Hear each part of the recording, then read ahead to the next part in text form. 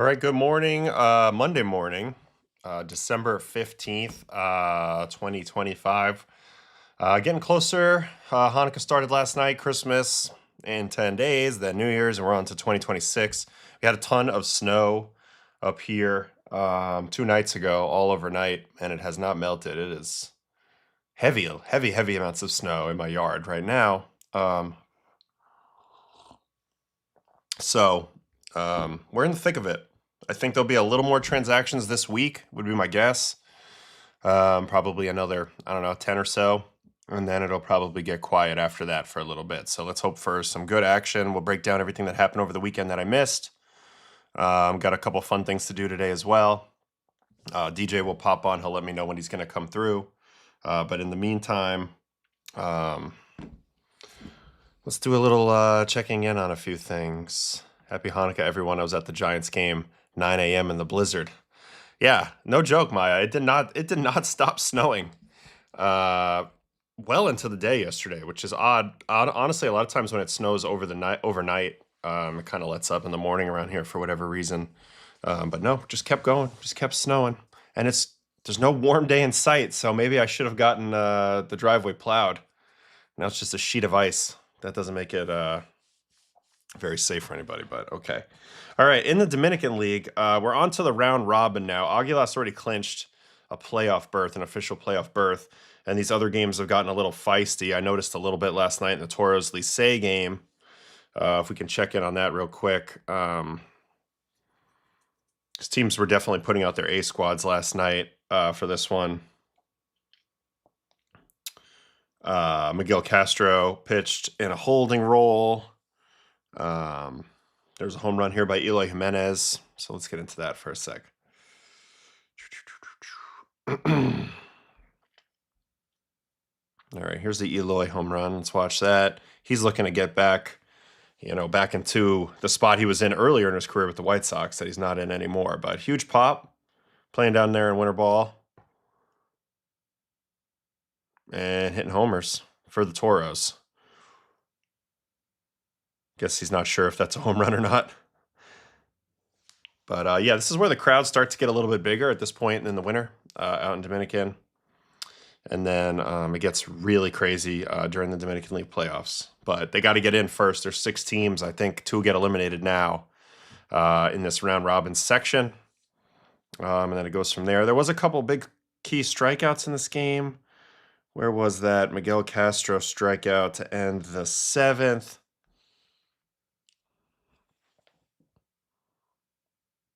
Little front door fastball, 96. And I mean, you can't tell me that Miggy doesn't look like Kevin Durant with a beard here. I mean, I always called him Kevin Durant when we played together. But nasty stuff, 95-8 right there from him. And then the game was ended. Actually, I'm going to watch all 3 outs that my guy Joe Corbett got here to lock down the save. This is a guy I played with last year.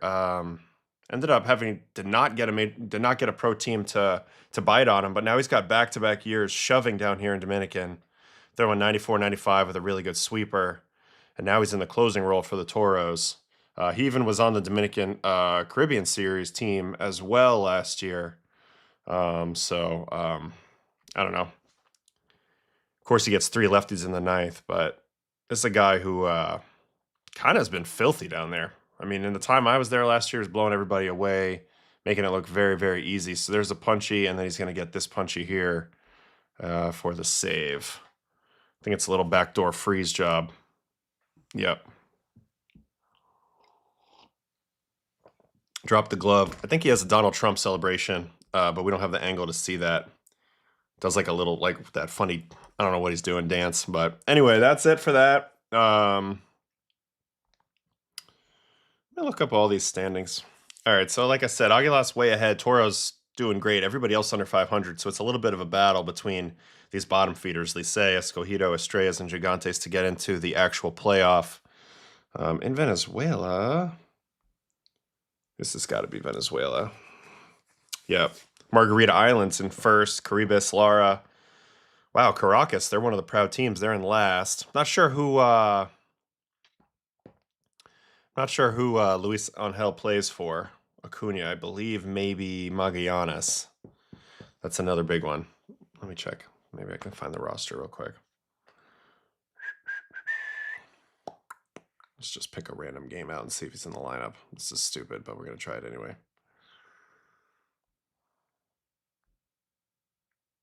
Well, maybe I got the team wrong. So anyway, there's a bunch of winter ball going on. It's kind of crazy because it's so snowy up here, so it's funny to even see it. But yeah. All right, I have a whole bunch of boards up here for DJ when eventually he comes on. I have the homered off. We're gonna do this today. This is still all DJ, and then free agent tracker. All right, so let me get into Cardinals de Lara. Okay, they're in a good spot. I've heard that that's a really good place to play, actually. Venezuelan League used to be super popular when I was younger in the minors. Like a lot of guys were dying to play there, even over Dominican. But that seems to have changed a little bit over the last few years. Obviously, there's some strife in the country and things like that. So you don't see as many imports, but I think it's still a very good league. All right, we'll just get started with this question right away, and then we'll go from there. Thoughts on Luis Arraez? I know he's a one-trick pony, but he's really good at that one trick. Yeah, let's go get into Arraez for a second because we haven't really talked about him a lot. Three-time batting champ. Now he's a first baseman. So there's a couple of factors here that kind of tip the scale, for me at least, of why I would probably pass on Luis unless I had a perfect situation. Because you're right, he's very good at the one thing he's very good at. Look at this, 100th percentile squared up, 100th percentile whiff, 100th percentile K. So he's not striking out. I mean, 3.1% K percentage it's almost too much. And what I mean by that is it looks like that's what he's selling out to do. Selling out to not strike out. And we all know that strikeouts are not good, but you still want to do a little damage, still want to hit the ball hard when it's in play, and he's literally one first percentile in hard hit. So there's a huge trade-off. He seems to have leaned even more into this over time. And yes, it produces really good batting averages. You look at even the expected numbers are outstanding on his batting average, but the xWOBA now finally dropped below 50%. I don't know. It's just a really weird profile. I think if he's coming off of like maybe his 2023 year where he was 81st percentile in xWOBA and there was a little more expected slug in the mix, like he was combining contact and slug, I think he'd be a little bit more attractive. But I have no idea who's going to sign this guy this year because, I mean, the defensive issue. No speed, no defense, no power. So, I mean, you're talking about a full contact approach. Now he has to play first base. He's had knee injuries, knee issues for a long time, going back to his Twins days. So there's a lot of concern overall about that. What's interesting is I think he's the type of guy who can make an adjustment and hit for a little more power. I've seen him put a charge into some balls. He hit 2 home runs in the Venezuela-USA game that I pitched in on the last WBC. When he's looking to do damage, he can do it. I think there's an element to this, taking strike one down the middle every time. Look at the first pitch swing rates. Very low. Major League average 30%. Last year he was at 20%, so 10% below Major League average on first pitch swing. And, the thing about first pitch swinging is, yeah, you can make a first pitch out, which is a bummer, but it does give you a chance to really take a healthy cut. And if you come up empty, okay, you still have 2 more strikes to play with. He doesn't really take that. He takes a lot of pitches down the middle. Too many. Even his meatball swing percentage is well below league average. So meatball being the pitches right down the middle. But I think if you have a perfect, if you already have a lineup that has a ton of power in it, has a lot of right-handed power in it, and you're covered on defense, I think then, yeah, he can fit into your lineup and be a really nice asset because he's going to be setting the table. He's going to be getting on base, and he's going to be getting a lot of singles, so that definitely is good. My issue is kind of clogs up the bases, and the defensive value is not there, and there's no pop, so he's not a fit for everybody. It would have to be the perfect scenario, and I'm struggling to find out what that is. So it's a little bit of a shame. I remember having a debate on the bus, not a debate, but a conversation on the bus. It was myself, JD Martinez and Jose Iglesias. And we were talking about Arraez, actually, specifically, and how Iggy was saying, when you're the best at this, then that should be valuable. That should be valued around the league. And JD's saying, I bet you he won't be valued. I don't disagree with you that it's a valuable profile, but I bet you he won't be valued because when you go over to the Baseball Savant and you see all the blue and you see some of the negatives, teams aren't going to necessarily buy into that.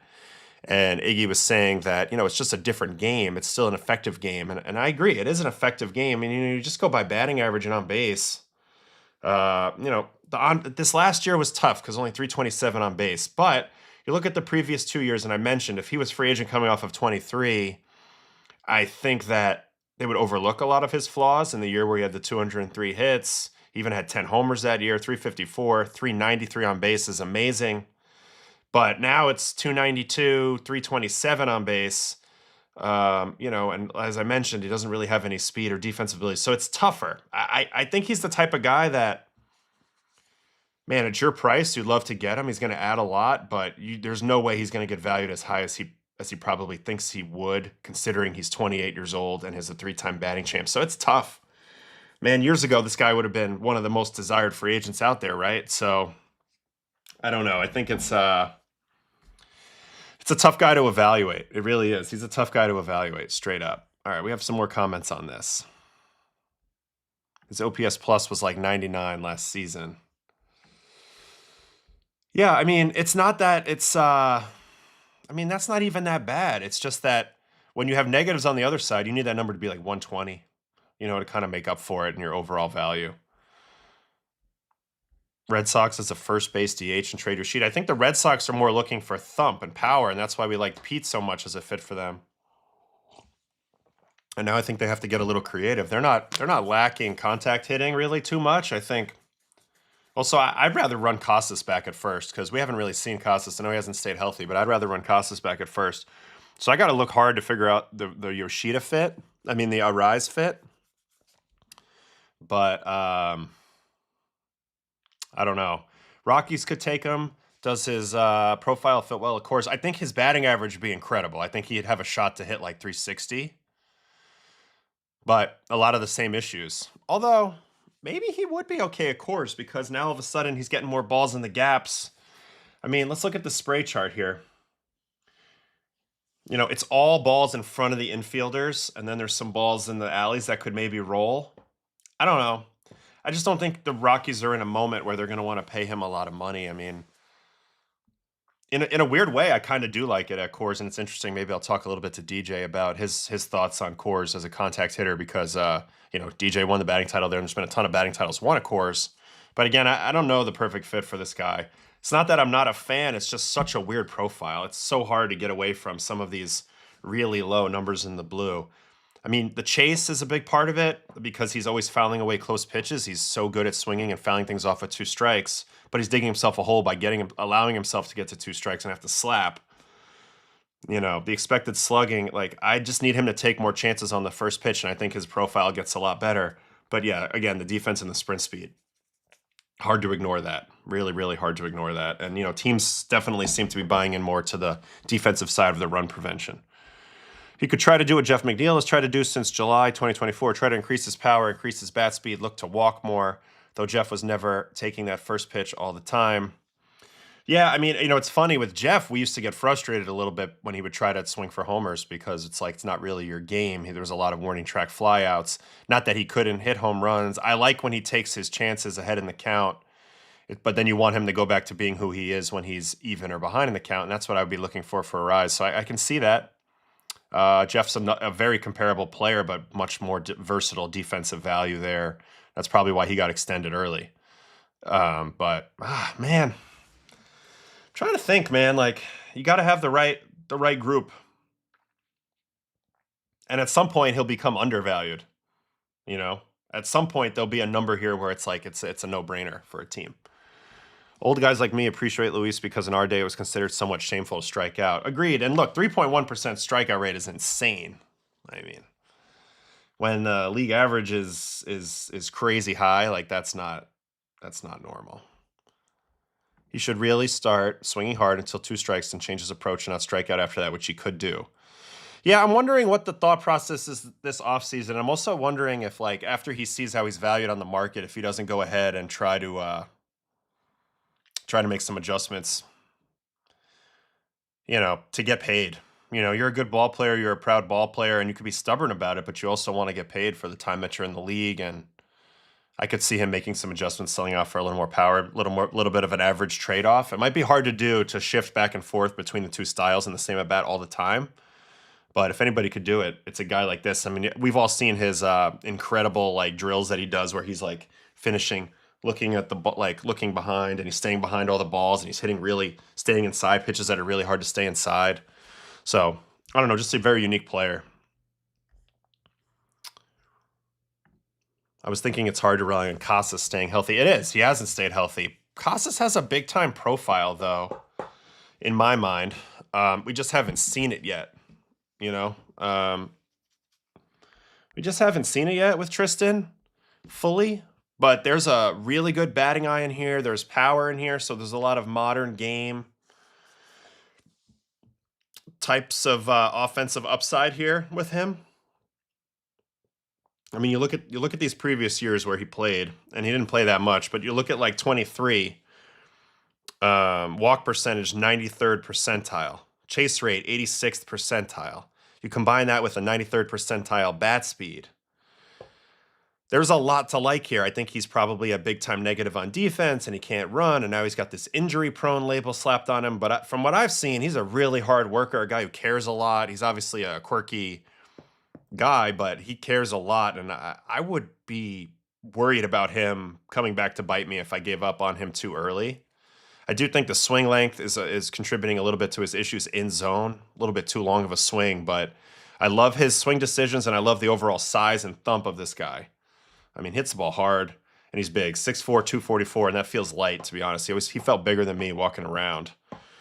So if I'm the Red Sox, I'm tempted to not give up on him. Now, I guess if they could have gotten Pete, okay. But, yeah, I think Casas is a good piece. I really do. Yeah, Carl says the same thing. The approach, it's all very advanced. I know he hasn't gotten the results yet, but you can see them potentially coming. You can potentially see it coming.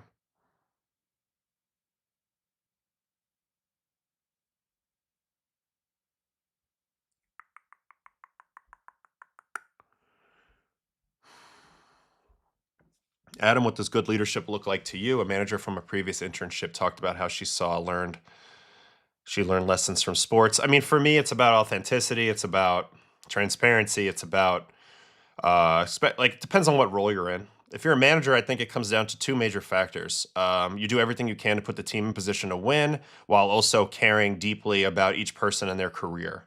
I think that's a tough line to walk at times, but I think that if you're upfront about it from the beginning and you're willing to play the long game a little bit early in a season and make sure that you have the whole picture in mind, I think that's the best thing. I think being direct and honest with everybody when you have to have tough conversations is important.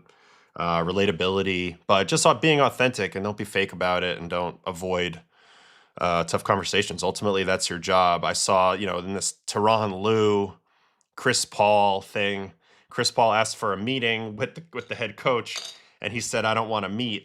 Ultimately, that's your job, is to have a conversation, even if it's uncomfortable for you. So to me, that's a big part of it, is just being willing to sometimes, and always leading with love too, like, and compassion. Like, you can be critical, like, of people like below you, because that's your job, but you do it with love. Like, you come at it from a standpoint of care. It's not Bobby Knight style for me. So, but you got to be yourself. Whatever your personality is, don't try to copy somebody else. Be yourself ultimately. So I'm big on that. This does exist. And it used to be like a thing that was important. I remember talking to Brett Gardner about this stat. I remember him saying, he was proud to lead the league in it for a while, and it was considered a valuable stat, grinding pitches out of the opposing guy. But then once the game became more about OPS and slugging, and then all of a sudden it was like, well, if I'm going to take my shot, and I have to look for my opportunities to take my shot. It's not so much about grinding guys away, and also with the chase rate being something that's so valued, on the market. Like if you're that guy whose every pitch is kind of borderline and you're slapping him foul, ultimately that's lowering your chase rate percentage and making it look like you don't control the zone well, even though you're buying an extra pitch. And I feel like those are kind of two different things. I mean, of course, you'd rather be like Juan Soto and spitting on pitches this far off the edge, but not everybody can do that. And I think fouling off pitches is a skill. I mean, I played with Todd Helton. He probably all-time leader in foul balls and he'll foul you off all day until he gets something to hit, and then he'll smash it. So there's two ways of going about it. Garrett talked about it a little bit on the stream the other day. Nobody wants to get into a foul ball war. Those are frustrating for a pitcher. So, pitchers know it, and maybe the analysts haven't caught up to the nuance of that yet, but pitches per at bat, certainly it matters if you're trying to get the starter out of the ball game, which is interesting because nowadays, the relievers coming in are just as nasty. So it's a whole thing. All right, here we go.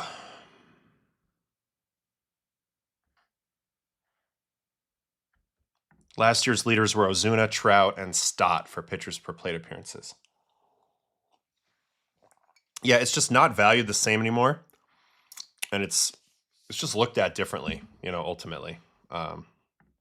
So, all right, let's get into a few of the transactions from this weekend and everything that happened after Friday's stream that I probably forgot about. So I know the first one that we have to look at is Rogers, right? I love this move by the Blue Jays. The Blue Jays have been very aggressive. They still have one or two moves to make, clearly. Tucker, Bichette, something. But, man, they were aggressive with their pitching staff. And this is one of my favorite signings of the offseason so far. Tyler Rogers gets a 3-year deal with a 4th-year vesting option that should be achievable unless he stinks and he's getting released by then. But this really was encouraging for me because he's a submariner, and no submariner has ever been valued like this. Even sidearm guys are not. They're just not valued like this, especially right-handed. I guess you consider Andrew Miller, lefty sidearm guy-ish. Pat Neshek, righty sidearm guy, but nobody's ever been valued like Tyler Rogers, and honestly, he deserves every bit of it. And I love how he slots in on this Blue Jay team. I think they'll use him in clean innings. This allows them to continue to use Varland in that fireman role. And from an arm angle perspective, he couldn't be any more different than their entire starting rotation, who is overhand throwers, a lot of high arm slots, a lot of guys who play a north-south game. He plays a north-south game, but opposite, the underhand. I know a lot of people have probably seen the Pitching Ninja overlay of Rogers and Savage, which is downright nasty. So let me go to Savant here for a second and just we'll laugh at this for a second. So Savage, his arm angle is 64 degrees, and Tyler Rogers is negative 61 degrees. So signed both players that can't be programmed into the traject. So that's nice. That's very nice. But, it's a contact game. I'm just so glad he got valued this way. At the end of the day, this is the type of guy that gets you into the dance. I don't know how he'll be in the postseason. I think, when you're looking for sometimes to get out of some stuff with swing and miss, he's got first percentile whiff or whatever, but in clean innings in the season, he's going to pitch so much. It's going to be amazing. And, guys like this type of durability plus performance together is just not normal. This is his brother. Hold on. Yeah, this is not normal. So this is what I was talking about. And I'm a guy who pride myself in pitching a lot of games with good run prevention on top of it. I thought that was like the holy grail, but look at this. 2021, 80 games with a 2.2. 2022, 68 games with a 3.5. 2023, 68 games with a 3. 2024, 77 games with a 2.82. Then last year, 81 games with a 198. And you see 4 bold numbers on there. So he's led the league in games 4 times, and the other 2 years in between, 68 games is not shabby. That's in the top 5 for sure. So he's literally contributing in about half the ball games that you play in the season. And you can see he's unbelievable when he's out there. So it's the combination of both. Oftentimes, the guys that are running really good results, um, it comes with max effort. It comes with a lot of swing and miss, maybe some rocky rides along the way with walks and effectively wildness, and maybe they can only pitch 50 innings in a season, but not Rogers. Rogers is churning through. So I thought I had him valued. For me, I had him valued as the fourth guy on the list. I had Diaz, Williams, Suarez because of their back endness, and then I had Rogers. So great move by the Blue Jays, though. I mean, wow. The Blue Jays are not messing around. They made moves to the rotation. Obviously, Bieber coming back, going big on Cease and then Ponce. And now in the bullpen, so Hoffman run back as closer with Yimi Garcia, if he's healthy, as setup. Rogers as another setup.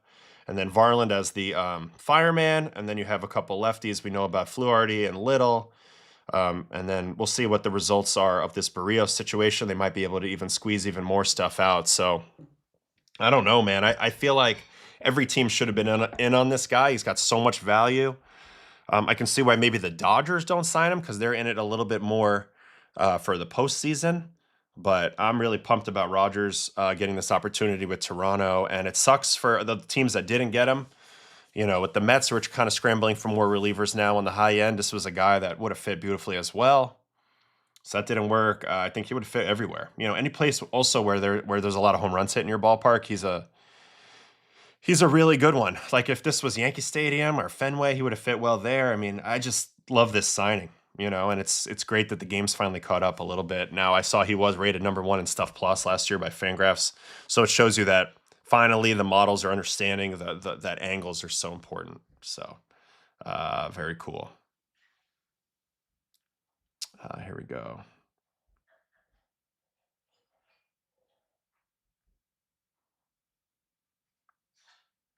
Rogers kicks up dirt. He's so damn low. Yep. I loved watching Rogers as a Giant. We had both Rogers for a year. Yep. The brothers Rogers. Oh my God. Adam, did I see Steven Nogosek pitch 5 days in a row and lead on? Well, yeah, he's got to do what he's got to do, I guess. But that's crazy. That's wild. I did not see that. But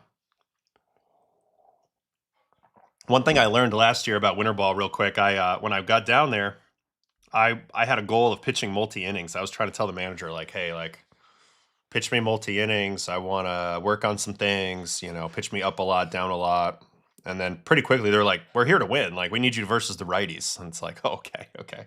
So there's a lot more urgency down there. So it makes sense that a guy like No-Go would pitch 5 games in a row, which is nuts. But he's in a position now where he's got to break through, re-break through, and now he's backs against the wall a little bit, age-wise, and that he's been through the league a little bit. So you're gonna sell out for whatever you have to do at this point.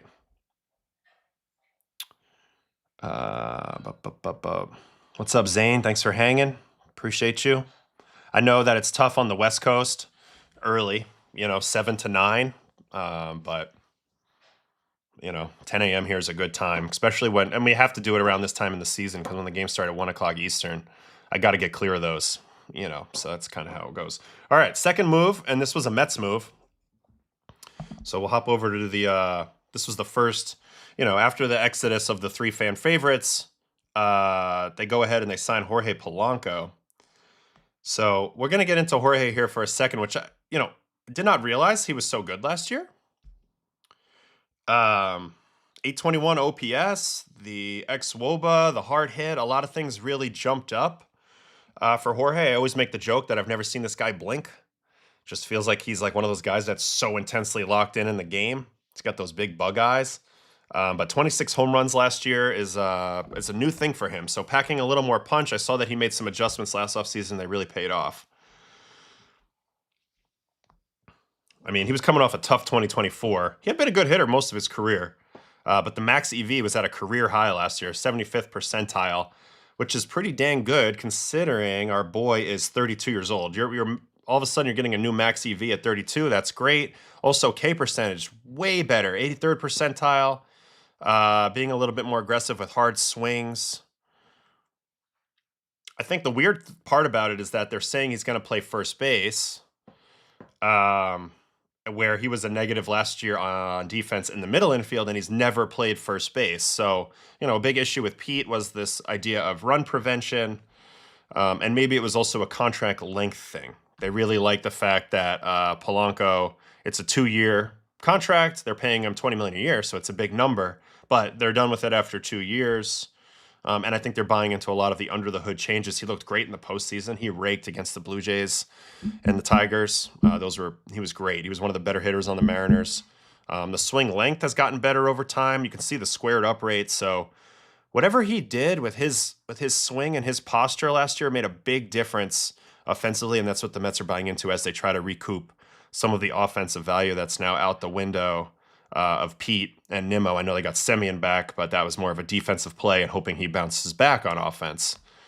So, all right, let's look at a big picture for the Mets. They have him slotted in the 4-hole right now behind Soto. Don't love that. Don't think that's ideal. I think they're going to have to make more moves here. But this is a good hitter. So on a baseline, no matter what, no matter how the pieces fit together, I mean, he might end up DHing quite a bit. They got another good hitter. So I think there's more moves forthcoming, but this was step one. So I'm going to go ahead and get in the chat and see what everybody's thinking here.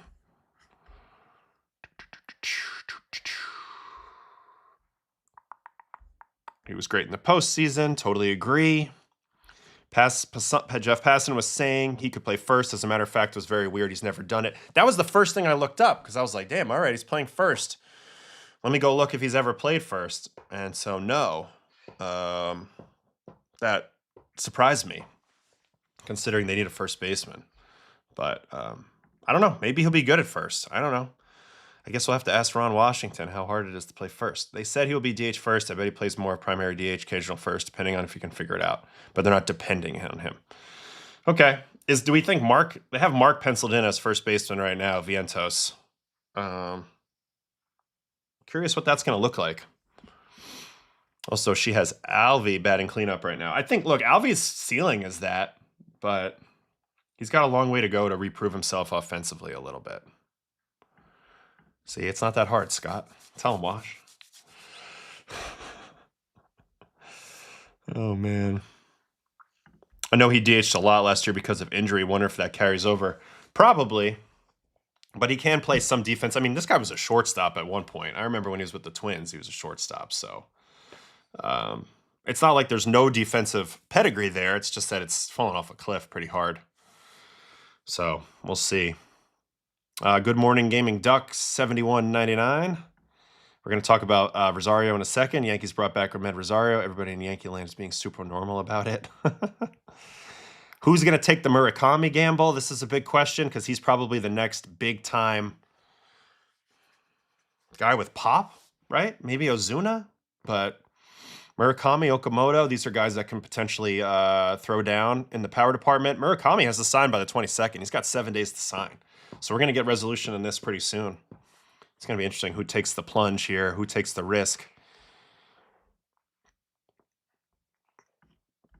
People definitely talk about Alvy like his OPS was 600 when it was 750.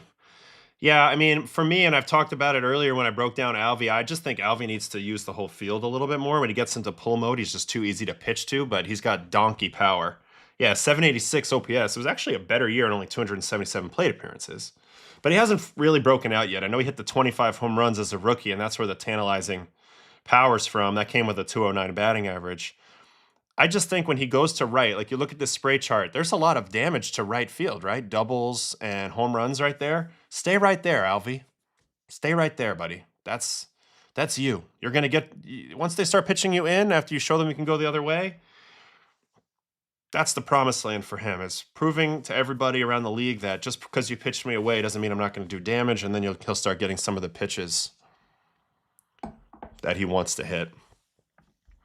Never understood putting a poor fielder at first. The field is symmetrical. For lefties, it's the hot corner, and they're in on every infield play. I think first base is a very important position in terms of like ability to like if you're great at it, you elevate others. Like you're making great plays, like to save your infielders. You can also make huge win probability added shifts by stopping balls that are going down the line for extra bases, right? You have a bases loaded situation, balls headed towards the corner. This is one thing Pete's good at. Pete's good at tackling balls down the line. He was dinged on all balls in the hole, which are singles. So it's a little bit of a interesting thing to think about. But down the line, you get doubles. You're taking away doubles. You're stopping big numbers from scoring. And then also, if you have any throwing value, you're in on bunts to your point here. You can get lead runners at third base. And there's just a lot of opportunity for a first baseman to affect the game defensively. So I kind of agree. I don't understand putting a bad guy out there. I think part of it is just like, if a guy's bad on defense, where are you going to hide him? You know, left field has proven to not be as good an idea as maybe people used to do back in the day, depending on your field dimensions. Sky's the limit with Alvy here, going Oppo a lot more if he got sent down to work on things. Yep. Freddie Freeman is good at picking it at first. And I know they have some scooping metrics now, but this is a big factor. You know, not one of my favorite players by any means, but one of the probably the best defensive first baseman of the last 20 years is Mark Teixeira. And you think about, a declining Derek Jeter at short. He was making him look awfully good, and he was making a huge impact over there. Or I think of like an Anthony Rizzo when he used to be amazing at charging bunts. Like there's some things you can do at first that can swing the needle there a little bit. Okay, so Polanco, I mean, yeah, we like the move, but it's the first move, so we'll let that marinate. Now we'll head over to the Yankees and we'll look at Amed Rosario, who's back.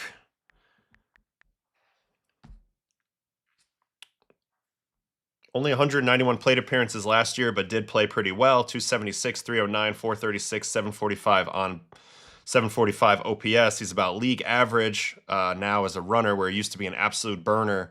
But I do think that his training has improved. He's been swinging the bat a little better. Let me see if I can find that.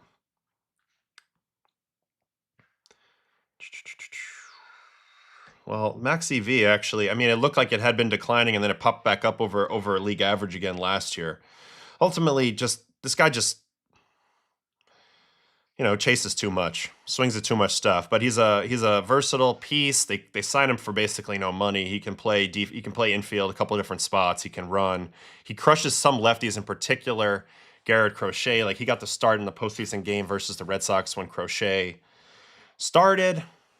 So another option for the Yankees. It's not like he's a guy that's like super exciting. This is a little bit concerning. I mentioned the speed drop off. I mean, shit, as recently as 24, he's 91st percentile in speed. Maybe he didn't get enough reps last year, and that's a little bit of a fake stat there, that he's down to 51st percentile, but that's a huge part of his game. It's part of the reason why you'd be bringing him in. Intriguing, actually, last year, one of the things I liked about the Yankees down the stretch is that they had a little bit more of an element of stolen bases. And my whole career watching the Yankees, I never stole bases outside of maybe Brett Gardner. And then all of a sudden last year, Caballero stealing bases, Volpe stealing bases, Amed Rosario. I mean, guys are stealing bases. Jazz had like a ton of them. So it's a little bit of a different way of, potentially affecting the games offensively, is not just slugging, but also doing some things on the base paths. So I liked adding that element into their mix. This is a good comment. He's fastest in the league getting out of the dugout for celebrations, and that's what matters. Yeah, now that Guillermo Heredia is out of the league, former Braves mascot, Rosario's now top of the leaderboard for that. Loves to be out, got a handshake with everybody, full vibes, like from day one, knows that he has to be an energy guy. And I kind of like these guys, but it is always funny that when there's a bench guy that's just so hyper into the game, first guy to the dugout all the time. And Guillermo Heredia is one of the ones that always stood out to me. We play the Braves, he would like never get in the game unless there was like defensive replacement. And then all of a sudden he would pop in the game. And it was like, oh, he's in the game. But for the most part, he'd be outside doing like the chop and like waving the towel and firing up his team. I mean, it's a good thing as a teammate, but I do find that funny.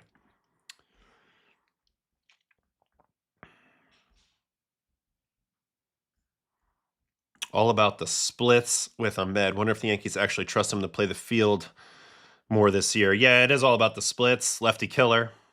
That's his thing.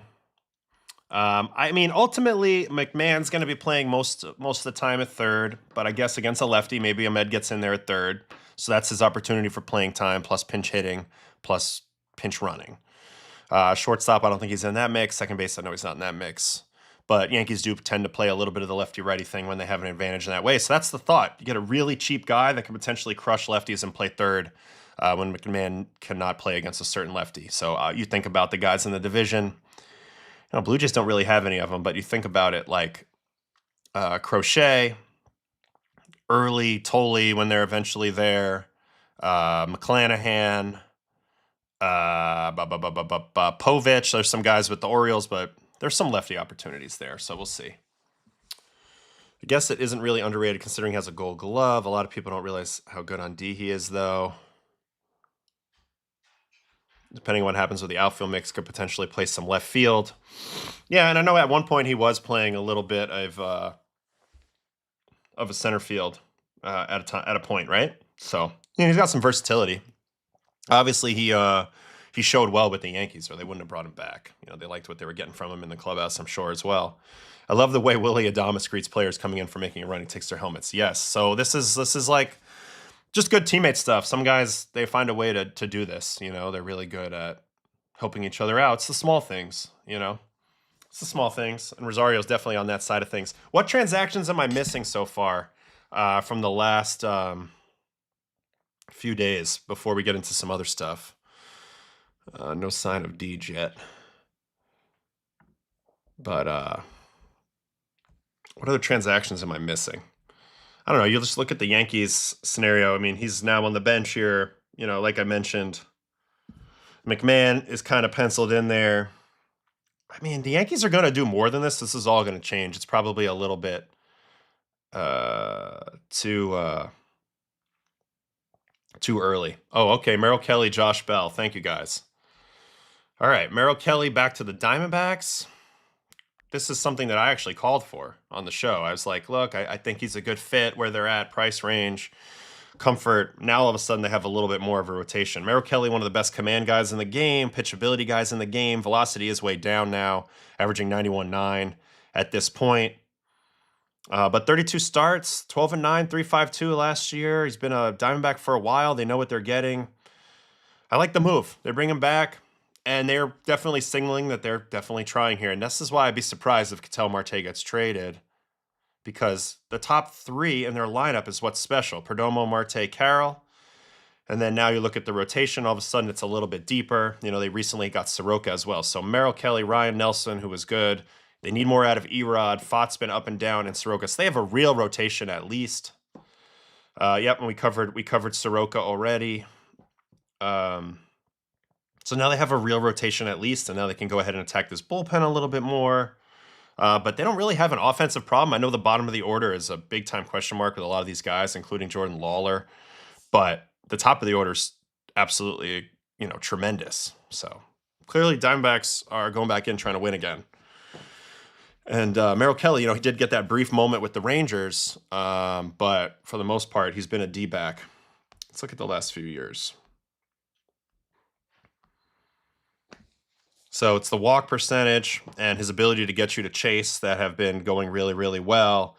He does get hit fairly hard. He's susceptible to the long ball. Like I mentioned, the velocity is not great anymore, but he's more of like a innings eater type with some upside when he's really rolling because the command's really good. I don't think Corbin Burnes is healthy yet. I think he has a shot to come back maybe later in the year, but I don't think he'll be healthy yet. So anyway, I don't know. I like it. Diamondbacks are still going, which we love to see. We love every team trying and competing. And I like Merrill Kelly, good dude to play with him on USA. So happy for him to stick in a place where he's comfortable. Yeah, I guess he just has to figure out this sinker, man. The sinker got mollywopped last year. So 10 value on the cutter, 6 on the changeup. Changeup's been his lead pitch for a while. So I don't know. I feel pretty good about this signing. 2 years, so they're not in it for forever here. Gives them another trade chip if they have to punt on next season. But we'll see. I am a little concerned about the velo decline, and he's thrown a crap load of innings. But we'll just have to wait and see it. I mean, the whips have been good. He doesn't beat himself. You have to beat him, which is always a good place to be as a pitcher. Okay, so there's some others here. There was the Isaac Collins trade for Zerpa, Dustin May. We'll touch on Dustin May really quickly. Cardinals signed Dustin May because it looks like DJ might be coming on soon, according to my wife. DJ is coming. Just got off with Jordan. That's DJ's wife. Okay. Dustin May. So no way of sugarcoating it. He had the weird thing where he hurt himself eating some lettuce a couple years ago. Definitely one of the big-time Dodger arms over the past few years, and it's just kind of been a nightmare since then. Did get traded to Boston. They tried to make that work. Ends up going 23 starts last night with basically a 5 ERA. But I don't care about any of these metrics because ultimately he needed a reset. Now he's with the Cardinals. They're going to go ahead and tweak a lot of his mix. They're going to go ahead and, figure out where the velo all went. To Dano's question here, where did the velo go? So let's go back and look at his some of his stuff here. So we don't have a lot because this is a guy who's been perpetually kind of injured. But going back, years ago, he was 98th percentile in velo. I mean, he was literally like killing it, crushing it by throwing absolute gas. People were obsessed with him. He had a 3,000 RPM breaking ball. You see 98th percentile curveball spin. So in terms of the raw ability, no wonder the Cardinals wanted to get their hands on this guy because he's the type of guy that they probably got for a good price. I didn't see the price. But they got him for a good price. And if he's great, they can go ahead and flip him. If they develop him right, they can go ahead and flip him at the deadline, or they can extend him and start building as he can be one of their building blocks. But I like that he went to the Cardinals. He's going to get a chance to get his starts. This is a team that's obviously shedding assets at the moment. So I don't know. I've always been high on May, but a little bit of trepidation because he doesn't get as many strikeouts as you would expect. His whiff percentages outside of 2021 have never really been that high. But the raw ability of the tools, the size, the spin capability of the kid are all good things. So I'm a fan of all of those things. I'm a fan of all of those things, and I'm curious to see how the Cardinals end up developing him. Let me see where he fits in with the Birds on the bat. They got him penciled in the number 2 spot in the rotation right now. So he's going to be like the veteran on this squad. Low risk, high reward, 100%. This is just a solid move. And I actually think he probably had a lot of people in his market, but I think this is where sometimes the player can help dictate himself into a situation where it's going to work out for him. You know what I mean? Like, does it really make sense for him to go jump on a contender right now and try to compete with everybody when he's trying to get his feet back under him? Maybe not. So I think this is the best possible scenario. Going to the Birds, and working on some things. This is a comment here. Dustin's emotions get to him whenever he gets into a jam. You would see him getting emotional on the mound. Yeah, I think that's a step for everybody, every player to kind of adjust with. It's an emotional game. And I know he's been through a lot of frustration, so there's that here we go again type of scenario at times. You just have to avoid that thinking at all times. Like, you have to just turn that off. You have to say, nope, next pitch, execute the next pitch, be convicted on the next pitch. But look, I mean, he's not old. He's got a chance to be reborn here. How old is Dustin? 28. He's not old. I didn't hit free agency till I was going into the age 33 season. So plenty of time to be awesome here. And this is another key point here. They can guarantee him a starting spot because they're non-contenders. So big fan of that. Big fan of that.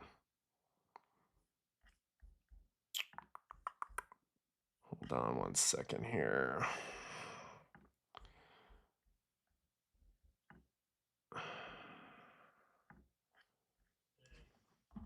All right, let me just tell DJ to come on whenever.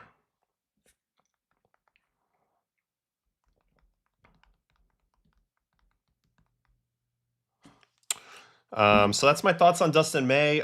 Perfect fit in my mind. Now, hopefully they can adjust him. Yeah, Maya's feeling it. maybe they can adjust him and get the value out of him, right? So ultimately, this is a player development play. And I think we're all hoping to watch this guy bounce back because when he's right, it's downright nasty. I'm also happy that he got away from the Ginger Guard nickname. I don't like having a nickname after another pitcher, personally. Hopefully you have a better second half of your career than Noah has had. So let's get away from that nickname, and we'll just call him D May the Beast or whatever it was, and hopefully he'll be a beast. Well, I texted him, say, let me know. I'm ready for him. So we'll see. All right, but until he comes, we'll keep churning. Josh Bell signed? Did I miss that?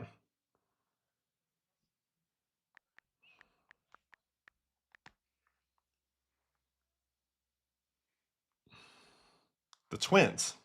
Okay. How many years? 1 year. Okay, so off of that, just like an hour ago, Josh Bell to the Twins. Josh Bell's now been bouncing around a lot. Original Pirate, National, Marlin, you name it. He's been kind of around now. High school buddy of Trevor Story.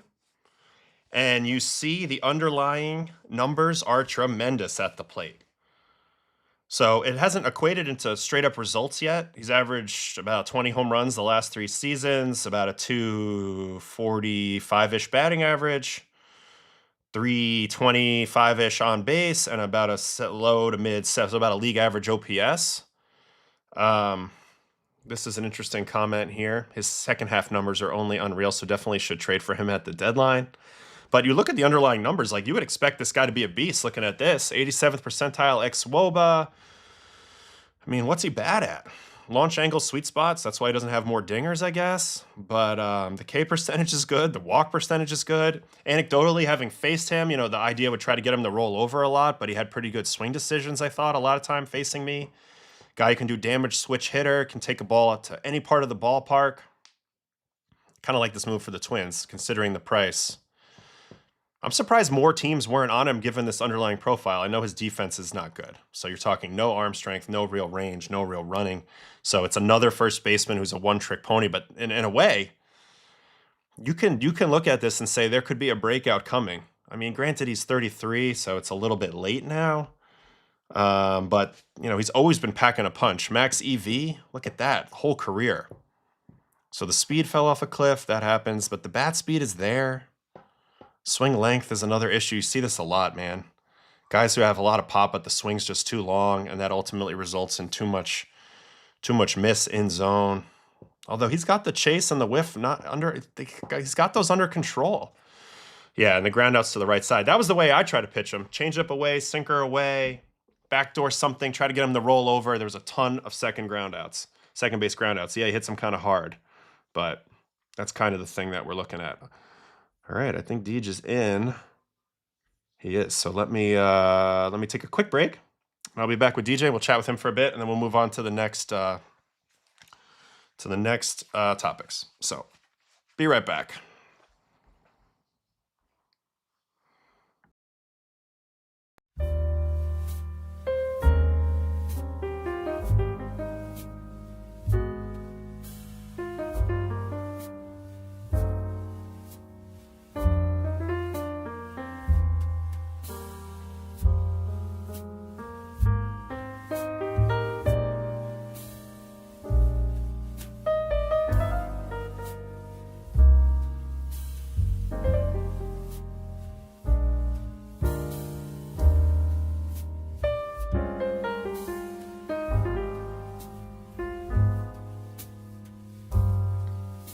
All right, about to bring Deej in here. Let me just pop him in to the chat. Are you excited? I'm so excited. All right, there he is. DJ! Yo. Hey. How you doing, buddy? I'm good. How about you? I'm good. I'm freezing. Did you make it out of here before the snow came? Nope. No, No, yeah, because I'm just this is not my place. This is oh, okay, okay, my Just working apartment there. building. Nah, I told Jordan I needed some space. yeah. You need a little space for this. I got you. Is Little Jordan space. there? All right. Well, it was good to see you the other night for dinner. We've been doing a monthly dinner club with Yep. the wives, which has been awesome. I'm curious to see where we go to next week. It's the highlight of everybody's month over here. But we were talking a little Likewise. bit about how you're my longest tenured teammate. I don't have the data anymore. I can't look for it, but we counted at 10 seasons. 10 seasons. Yeah, 10 years. 10 years, dude. Yeah, I think I've seen probably more of your pitches than anybody, and you probably seen more more of my at bats than anybody. So we've been through it together. We've been through some things for sure. When I got claimed by the Rockies, so okay, so I'll rewind a little bit.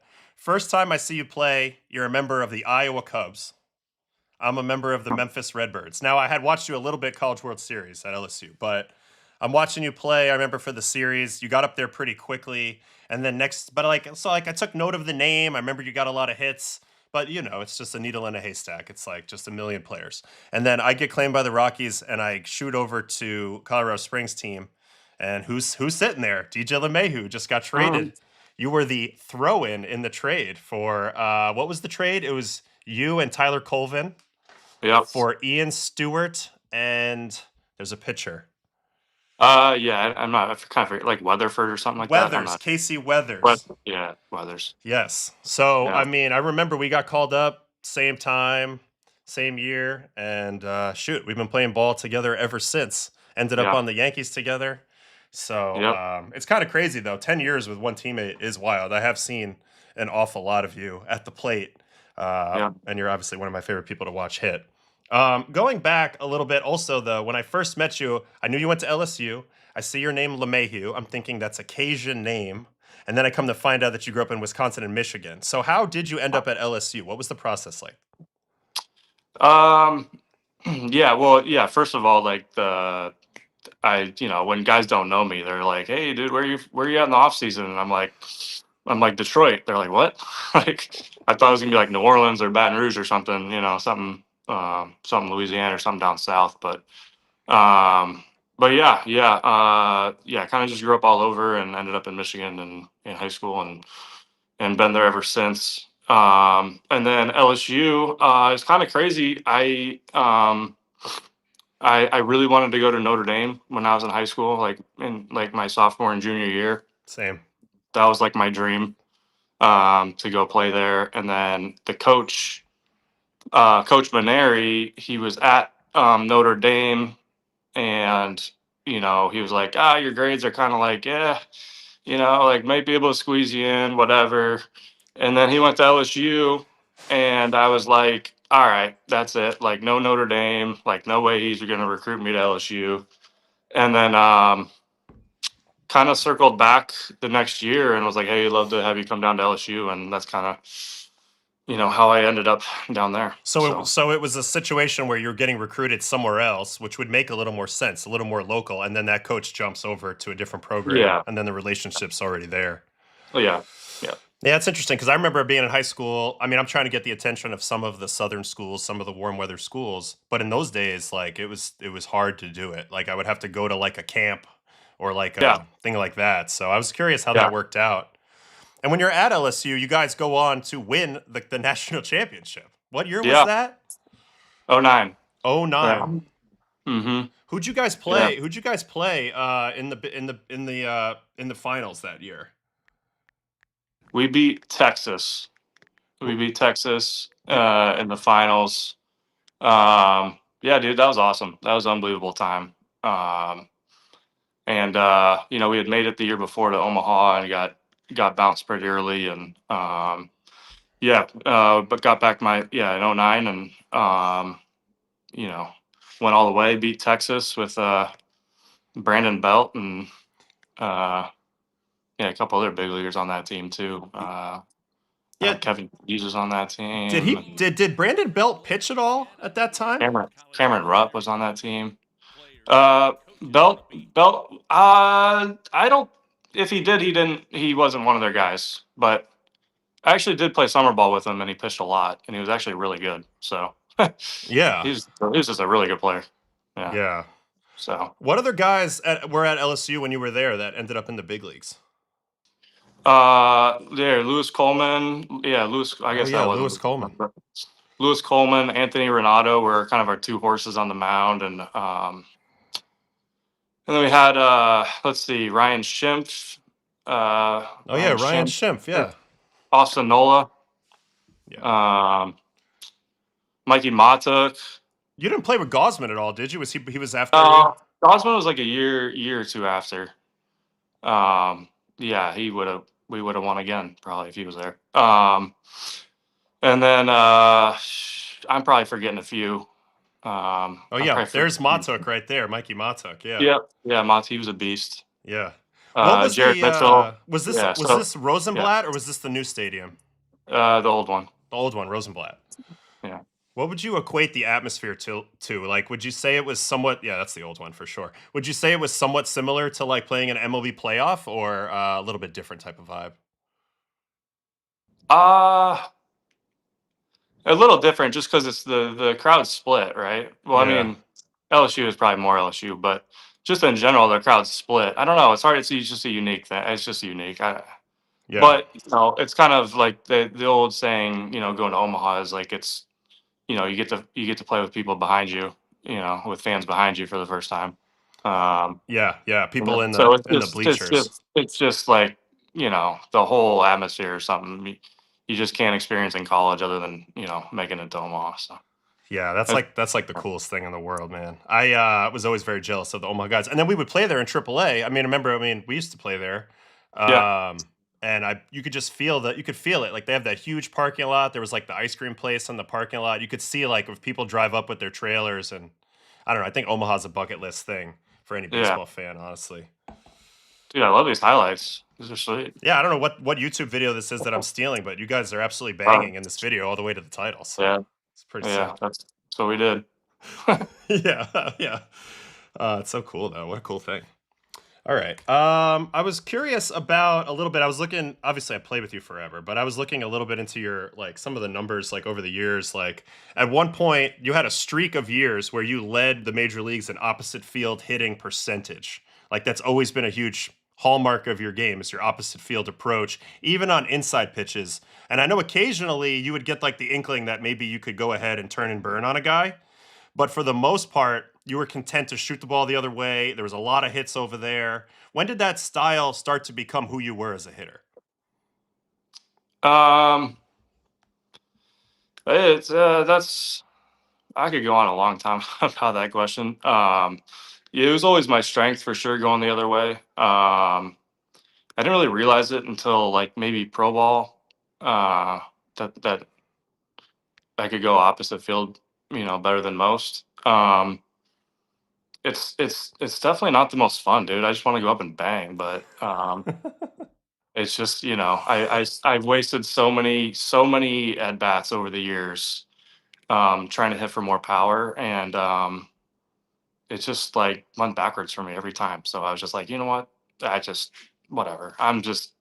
I'm committing to this thing. I'm just gonna go the opposite way, and I just let the chips fall where they may. And that's my key to be a impactful player, and to help set the lineup and set the tone for the lineup and get on base and just be a tough at bat. So yeah, like I said, I wish I was a banger, dude, because everyone's like, dude, you're 6'4", like get some homers, dude. And I'm like, dude, I'm trying. Like I don't know what to tell you, dude. Like I'd rather just take my chances getting on base than getting myself out trying to bang. So I've seen you hit some nukes for sure, and I'll watch a few in a minute with you here. But I remember when you were so proficient at hitting the ball opposite field in the air or on a line, and we were at Coors, obviously, with the big old gaps, that they started going crazy outfield shifts on you.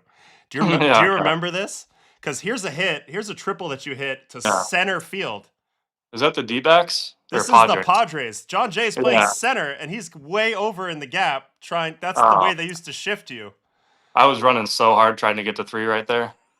I was like, hey, if you're gonna shift me, I'm running. I'm just running. I gotta get to third here. I mean, we used to think But it yeah, was crazy, like, cause okay, so I don't have the overhead view, but you can see when the video turns, John Jay is this little figure in right. He's played way over in right center.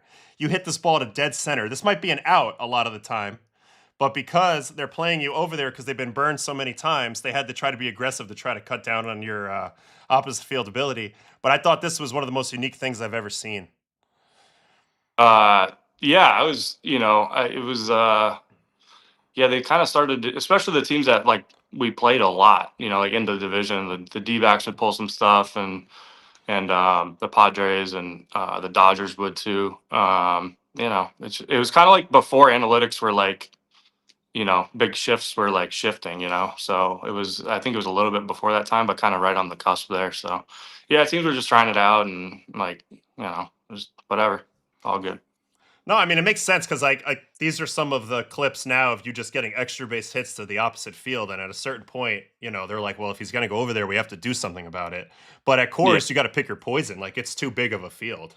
it Like is. at the end of the day, It's like it's you're a lot not going to out. be able to cover all of it. No, it's a big outfield. All right, let me watch. Yeah, Let me watch one more of these. Ooh, Tyson Ross. I also yeah, you also did a you also always had a move like you have a move in your swing where sometimes the lead foot you would think to go the other way you'd be like diving in a lot, but sometimes the lead foot kind of opens and then you're able to kind of catch the ball super deep, yeah. like almost kind of like you're still barreling it. It's just kind of like a deeper contact point. Do you feel like when you are Yeah. committed to being okay catching the ball a little bit deeper as a hitter, it allows you to make a little better swing decisions, or is that something that I imagine as a pitcher? No, I think it gives you a little bit more time. Yeah, definitely. That's probably why my swing and miss probably wasn't super high and contact was up. He's just letting it get deep gives you that extra. I don't even know how many, couple inches or whatever, just to kind of see the ball, and also you don't have to cheat. You're kind of just reactionary. So Yeah, I always feel like when you're looking at like batters, like for example, the opposite end of the spectrum would be here's you're pulling a ball, this ball's smashed. Like a Justin Turner, for example, who's always trying to go out and get the ball all the time in front, hmm right? He still managed to have good swing decisions, but that's such a drastically different timing point. Like you have to get to that pitch um so much earlier to get the barrel to it, whereas you have an extra couple of milliseconds or whatever it is to see the ball deep and still handle it to right field. So it's like there's different ways of thinking about it, but I always felt like your approach when you would for the most part drive the ball to right field not only would allow you then to lay in the weeds and then go ahead and get the barrel out front when you need to pull a ball, but it would allow you to probably ebb and flow and not go into deep slumps a little bit as easy as other guys because you weren't reliant on hitting the ball in one timing band all the time or in one place out in front. So I don't know. I yeah, just always I just always like to watch you hit, and I felt like a lot of people could really use um, you as a really good example because in the world in which they start shifting so much and there's so much pull side shifting, there's a lot of hits over there on the other side. yeah, yeah. No doubt, no doubt. So no, it's like I said, it's took a lot of time for me to kind of figure it out, and it was just the best way for me to just stay in the game, be a good player, and help the team. So Yeah, and get the job done. Yeah, at the end of the day. yeah, yeah. What did you feel like? We've had a lot of discussions about cores recently, and about some of the effects it actually has on position players as well. I feel like in the time that I played there, the pitchers get all this credit. Oh, you have to deal with cores, blah blah blah. Like it's hard, and the hitters just get downgraded all the time. Like they're like, oh, everything's fake, everything's at cores. But you and I both know that there's additional challenges of playing at cores as a position player too. The wear and tear on the body, the constant adjustment of stuff looking more nasty on the road as opposed to home. At what point did you notice that that was definitely a real thing and you had to pay attention to it? Um, it's just I guess probably just playing. I mean, it was probably my second year there where I was playing like every single day, and yeah, like the first day back from a road trip was a beast because you're used to playing one way, and then you get back and you're like just like tired, you're sore, and then like the next day, like your recovery is a little bit more difficult, and then you're kind of there. 3 4 days was probably the third and fourth day was probably the toughest, and then I think your body adjusted in the 5 6 7, and if the 7 days we were home, but definitely the first couple days at home was tough. But I tell everyone, like, it's like as a position player, like it's like kind of tough to say anything because like that's a good place to hit. So it's like Well, you don't want to be a complainer. I mean, that's the yeah. thing. It's but Yeah. no, but like it's definitely, and I'm glad I played there when I was younger, in my career rather than you know towards the latter part of my career, because it's the recovery aspect is definitely a challenge, I think. So Yeah, I think we both saw it with like guys like Todd and some of the older guys. Like it's a different grind for sure. yeah, and when we were there, we had a lot of injuries, dude. Like We did. Yeah, we crazy. on paper every year we were really good, and then just the years we were healthy, we actually were good. Yeah, it's true. So there's definitely a lot of injuries played a big part there. I think as long as they've been there, on the position player side at least. Yeah, I mean, we were like some of those early years where we were starting to build towards the winter. We would lose Tulo for like half the season. Like it was tough. It was tough for Yeah, sure. All yeah. right.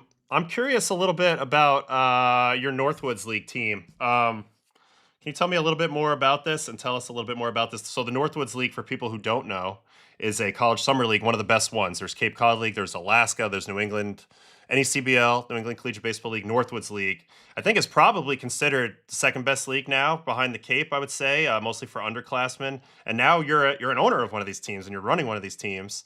So can you tell me a little bit more about that?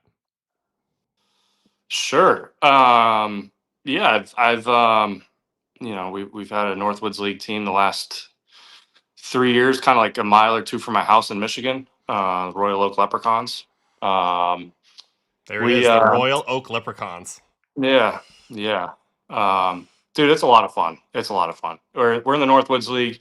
Now that my career is kind of winding down a little bit, ish, a lot of it, and I'm just kind of able to really dig into this thing, man. And it's kind of my way to stay, you know, uh, like just doing stuff, man. Like hanging out, doing baseball stuff. I have like a couple of great people that are really putting this thing together, and I've wanted to be a part of it. I just haven't been able to, time wise.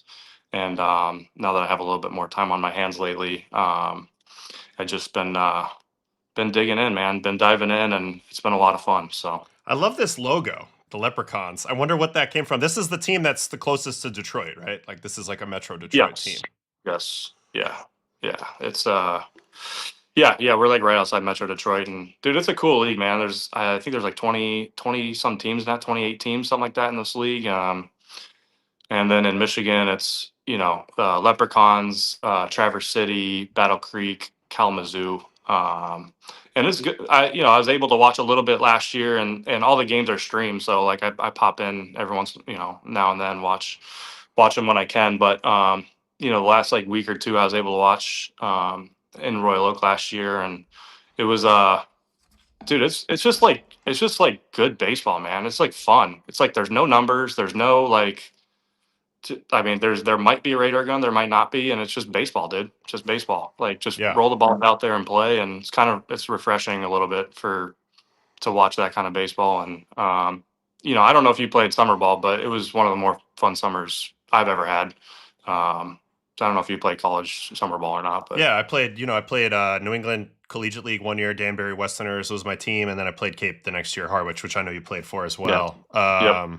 What was I gonna say though? What's the process like when you're getting your players? Like obviously you have to talk to college coaches and kids. Is that a little bit interesting to be on the other side of that? Yeah, it is. It's been fun though, dude. Like it's like I get to reach out to people I haven't like talked to in a while, and then some new coaches I haven't talked to, and I usually just like kind of like go through the coaches. Like I don't put the whole team together. I kind of like use my contacts to kind of see if they got any players that want to play, and we have kind of like three or four people working on the roster, but.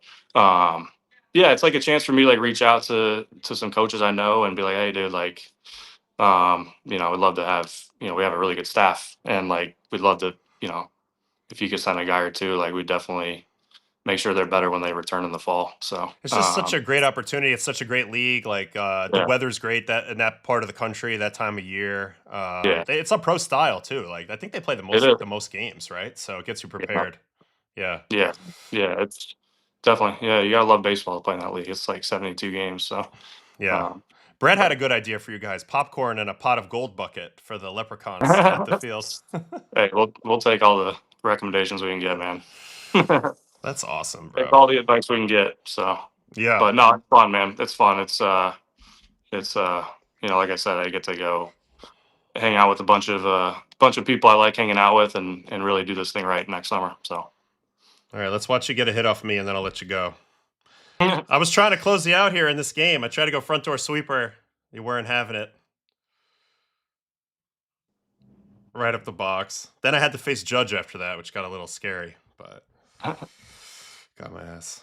But I yeah, don't know. man. I never I liked didn't. facing you. It was always tough, like just Uh, to look at you and know that we're buddies, and then I got to face you. You were one of the harder ones for sure. wow. And I've like with you and in particular you, but other guys like I'm friends with too. I'm just like, just don't look them in the eyes, dude. Just don't look them in the eyes. Like just like just keep Yeah, your head down, like, and just like focus on the ball, like, take all the emotion out of it and just try to treat it like another at bat. Whereas that's not really my MO for most at bats. it used to be tough. I remember like a guy played with JD Davis. I remember I faced him in a huge spot, Mets Giants, after he got traded to the Giants, and he comes up to the plate and he literally like gives me like a smile and like a nod, and I'm like, oh my god, like don't acknowledge, but don't be mean, Nah, but like pitch well. Like it was just like it's so hard. I don't know, it's yeah. tough, but You didn't want to show all the times you got me out. eh. I mean, I got a There's a lot, couple. I there's a got. lot more of those, I think, than I mean, I got you on one sweeper, I think, to end a game. Let's see. Yeah, this one might end the. This doesn't end the game, but this was a good pitch. I mean, yeah. dang, that was a big spot. Yeah, I Shoot. think I came in, and then there's this one ended the game. I think we were blowing you out. Yeah, little Subway Series action. Oh But yeah, that was a yeah. Let's yeah, show the hit again. all right, all right, all right, all right, all right. All right, We could watch the whole at bat. Let's watch the whole at bat. Hold on, all right. and then we'll because I was grinding. This was like my second inning of work.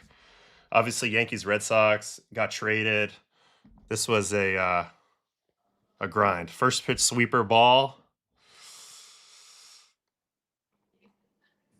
And then what do we got here? Oh, just a fastball right down the middle, no call. That's dude. That was looked like a ball, dude. I think it's the way you lean back, bro. Did you think that was inside? Yeah, dude. It's way in. Hand up.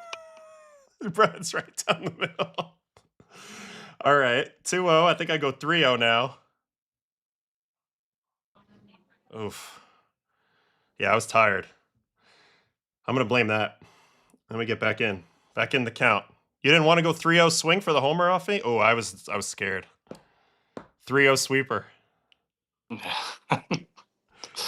What am I thinking here? Am I thinking that you're gonna go monster shot over me? I don't know. 3-0 sweeper. And then 3-1. Ooh, challenge heater. Challenge eater. Super late. Hey, that was that little length of time where all of a sudden I found a little bit of a four seam. Do you remember that? Yeah, I remember one. Yeah, I do remember one year you were flipping back and forth. Yeah, that was kind of it. So, but then after that fastball, I was like, oh, he's swinging. So he takes the slider, swings at the fastball. I got to go back to the slider. And I try to front door it. And then you did your usual bucket step smash up the middle. Oof. Front door, huh? Trying to Yeah. freeze me. And that was my 27th pitch. And I remember I pitched the night before. I think I pitched the eighth inning the night before. So I remember I was a little tired. And that led me to this Judge at bat, which thank God I got him out here. Let me just go to the last pitch here. But I survived by the skin of my teeth because I definitely thought I was in trouble and I had to then go ahead and face him. Let's see if this is the final pitch. Yeah. Oof. But That was a fourth game. now that was actually, I think, might have been. Might have been a two-seam that didn't two-seam. I don't know. But he got my ass later. But, I got him this time, thank God, because I had no more bullets left. I was throwing as hard as I could. But also, this death stare, I feel like he didn't like the way that I screamed, maybe, or something. I don't know. Judgy wasn't thrilled. It's okay. He got me later. That's good. That's good, man. That's awesome. No, it's good stuff, though. It's good stuff. Never like facing you. At least I got you out, and you got a hit off me, so it's all good. It's all even. It's all even at this point. I don't know about that, but but yeah, man, I just like facing you. So it's always weird, man. I like playing with you a lot better than playing against you. That's for sure. So hey, let's just tell before I let you go, let's just tell the people about. So, oftentimes we'd have a meeting on the mound. Right? Something would happen, foul tip off the umpire or whatever, and I would ask the guys, "Hey, what should I throw this guy?" What would you tell me every time? Dude, blow his doors off. Every time. Every time. Quit messing around with the slider and blow his doors off, dude. Nothing ever made me more confident than when you would tell me to blow his doors off. So I always appreciate it. And then you'd still throw a slider. And then I still throw a slider. Nah, for the most part, I was like, if DJ says the fastball is the pitch, I would throw it. So. But yeah, that was definitely, yeah, you were one of the few pitchers I would be like, what do you think, boys? Yeah. What do you think? I could go either way here. Then you'd like take a vote, you'd like take a vote like every infielder. It's funny how often everybody be like, oh, they're looking for the slider. Like, that was like always the consensus. Like, oh, throw the fastball. Or I remember one time Xander Bogaerts told me to throw a slider versus Ohtani, and it worked. And he was so proud of himself because he's like, man, I was nervous. Like, what if you got a hit off the pitch I told you to throw? And I was like, oh, like I wouldn't have blamed you. I mean, I just couldn't decide. So yeah. All right. Anyway, bro, thank you so much for hanging. Right. Appreciate you, and I'll see you next month. Yep, love what you're doing, man. Appreciate it. Thanks, buddy. Yep. Have a good one. Send my love. All right. Yep. Later. All right. So that was Deej. We got to hear the man speak. So that was fun. Thanks for joining. We had some laughs. I had some more boards pulled up here that I kind of somehow clicked off of. Well, I don't know how. I had some really good DJ Lemahieu home runs, and he hit a ball at 460 once, which I wanted to showcase. But I wanted to show that triple where they had the crazy shift, because nobody gets shifted like DJ, like in the outfield. Outfield shift, insane. So I know I had all his hits pulled up so I could show his opposite field prowess. Like, here's an opposite field, and I went back a bunch of years, so it wasn't all short porch Yankee Stadium, because I wanted to just show, oh wow, two of my buddies going head to head here, DJ and Jason Mott, into that Ivy. But yeah, I mean, honestly, more people should swing it like Deej. He's one of the rare people that combined contact ability with exit velocity. He just never pulled the ball in the air, and that's why he didn't hit as many home runs. But he's the best. Obviously my longest tenured teammate, used to live in the same building. I mean, whatever. Tight forever. Okay, here we go. I love DJ. I'll never forget the home run in 2019. Was home from college and got yelled at by my dad for waking him up. Yes, this was a huge home run. Let me see if I can actually... Can we watch that real quick? Can we have fun with that real quick? Because, all right, we need 2019, and we need postseason, and we need event type home run, and it's one of these two. I think it's probably this one. Nope, this is off JV. We'll watch it real quick though. Home run off JV.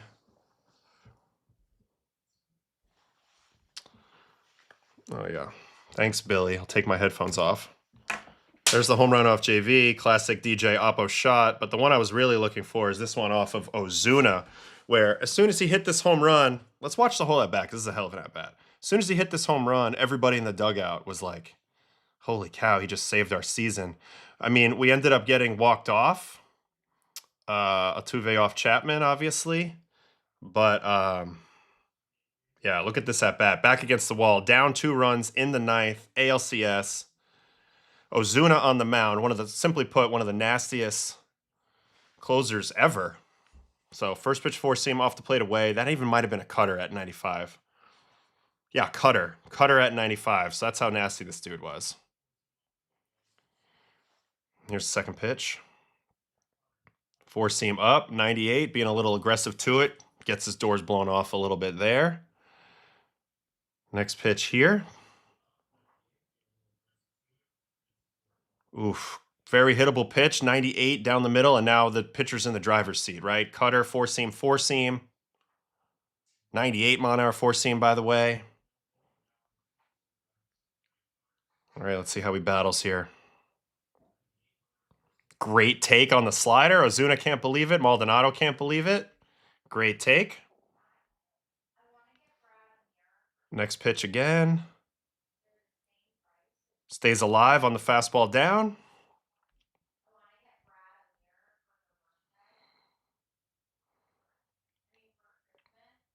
Fastball away, fouls it off, staying alive, 98. This is just two guys at the top of their game battling. Now he goes changeup. Incredibly weird pitch. Up and in. Pulled foul, stays on it.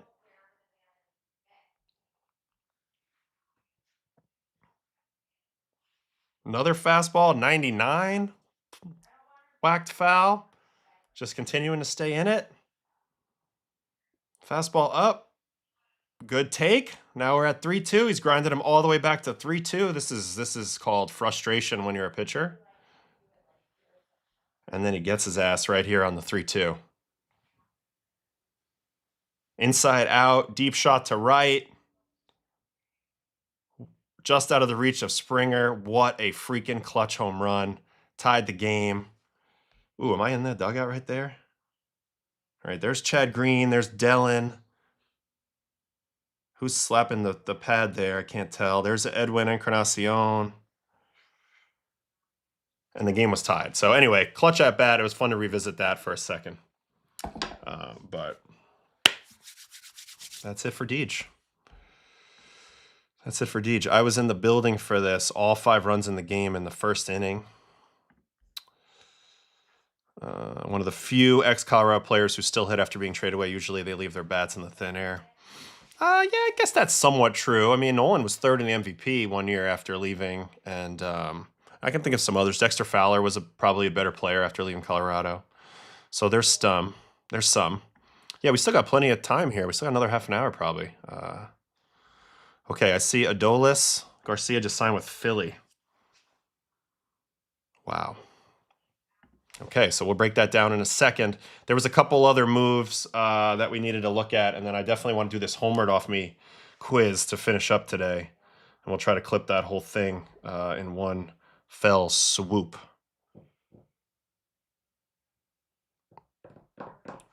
Yeah, Mike Talkman banged outside Coors. Good call. All right, so who was this who just signed? It was Adolis Garcia. So let's go ahead and take a peek now at the Phillies. I mean, man, Dombrowski, he tends to bet on the higher ceiling guys, you know, and I know that Adolis was tough last year, but you can now pencil him in either in right field, where they're very likely to be moving on from Castellanos. Obviously, DH is Schwarber's spot. So, yeah, I mean, this makes it very, very, very likely that Castellanos is getting traded or at least moved out of here now. This looks like a straight-up swap. And I don't know, man. Adolis had a tough year last year, but he's got pedigree there. So, let's see how it ended up last season. Still above average in the outfield, which automatically makes it an upgrade from Nick. But 227, 271 on base, and the year before, 284 on base is just non-tenable, honestly. 600 OPS is insane. The tools are there, no doubt. I mean, he still had a 92 mile-an-hour average exit velo and does do damage. You're hoping for some things to really clean up here because the underlying stuff is good, but it's been now 2 full years since he's accessed any of that. Yeah, 2022, 2023 is who you're hoping for from this guy. But, man, it's really fallen off a cliff the last 2 years.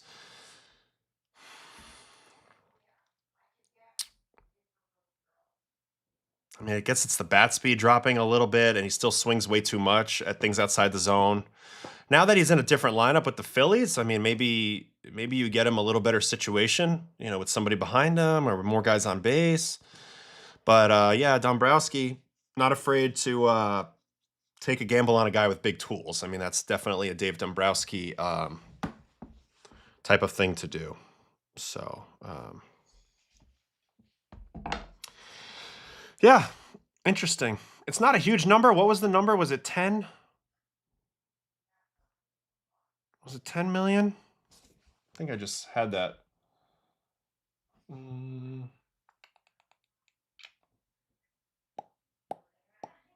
That's Josh Bell. It's not on here yet. All right, well, let's move on to the next one, which is this trade, which was an interesting one. Zerba for Nick Mears and Isaac Collins. All right, Zerba for, 10 mil. Yeah, it's like, so for the price, like, man, like, I mean, I think it's a risk worth taking. You know, there's a world in which Adolis Garcia hits 30 pumps this year and is like a huge bounce back guy. So, yeah, I'm good enough with it. Plus, the glove is not below average compared to like a lot of the other guys who have power potential, like an Ozuna, you know, or Castellanos has been a disaster in the outfield defensively. So from that perspective enough, I love this gamble by Dombrowski. So let's see how it plays out. But, you know, we never expected Garcia necessarily to be non-tendered by the Rangers, but also that park's played really big, whereas Philly plays small. So he is going to this bandbox. Out of curiosity, what is the park factor on the bank right now? Yeah, 6th best place to hit. Inflates home runs by 14%. So I actually love this fit. Actually really love this fit. Get him with K Long, see if he can't fix him a little bit. You know, get him around Schwarber. This is another reason why I love Schwarber. He's a guy who makes people around him better, so I'm good with that. All right, let's go to the next one, which was, let me pull up these dudes all on Savant. Okay, so Zerpa is the big piece because he gets 2 guys going back the other way, oddly. And then we got Isaac Collins and Mears coming from the Brewers. So this is 2 central teams, opposite leagues, obviously, making a trade here. I think the Brewers see something in Zerpa, I think, is clearly the takeaway from this. Because they are giving up on Isaac Collins, who is a very good defender. Also, you know, sneaky pretty good last year. 441 plate appearances with a 779 OPS. Like, that's pretty dang good. So from the Royals' perspective, you're getting another outfield option. I know they just signed Lane Thomas. Maybe this is a platoon. I know he's a little more of a switch, but this is another guy to add to your outfield mix. And Isaac Collins, and then Mears, who's now been traded twice. Once from the Rockies to the Brewers, and now from the Brewers to the Royals. He's a guy with big-time velocity, 95.4 on average. I believe that's actually down from where he was prior. Yeah, fastball velocity was in the 80th or above percentile every year before this, so maybe they're seeing that, and they're wondering if his effectiveness is about to drop off a cliff. I mean, some of the underlying numbers really dropped off hard this year for Nick Mears. Not enough Ks. Walks were good. Not enough whiff. Chase is good. So it's more of his contact stuff. So we'll see how the Royals, maybe it's also just as simple as going to a better pitcher's park in Kansas City versus a better hitter's park in Milwaukee. But I'm not so much interested about these 2 because they're getting 2 guys that are going to be on the Major League roster, so I get it from the Royals' perspective. I'm curious about the Zerpa thing from the Brewers' perspective. All right, so here he is, Angel Zerpa. He was a relief pitcher. He did have 2 starts last year and 3 back in 23, and they're saying they might use him as a starter. But this is a very fascinating move. He had a worse year results-wise than the reliever he was traded for. Granted, he's younger and he's left-handed, which is always magic to throw with the goofy hand. But, I mean, I'm trying to figure it out.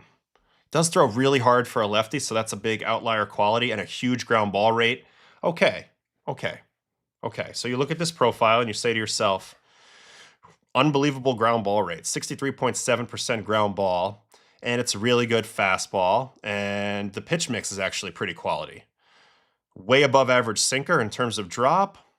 Changeup's nowhere to be found, but I'm sure they'll work on that. And then he's got somewhat of a usable four-seam, considering it's somewhat of a low angle. Maybe not as good of a four seam as you'd like, but it's a great sinker and it's a pretty good slider, which to me looks like a slurve, power slurve at 85. So this is an opportunity to get access to a certain level of left-handed physical raw talent, and then they can either use him in the pen or they can maybe try to stretch him as a starter and get huge value. So yeah, they're trading two older guys for a younger guy. To Dan's point here, Collins is also almost already 29. So I don't know. Let's go look at the stuff metrics, right? I mean, now I'm really intrigued by this move, and I'm wondering what everybody's seeing. So Stuff Plus, very friendly to Zerpa. Wow, in 2025. 117 overall Stuff Plus is incredibly high.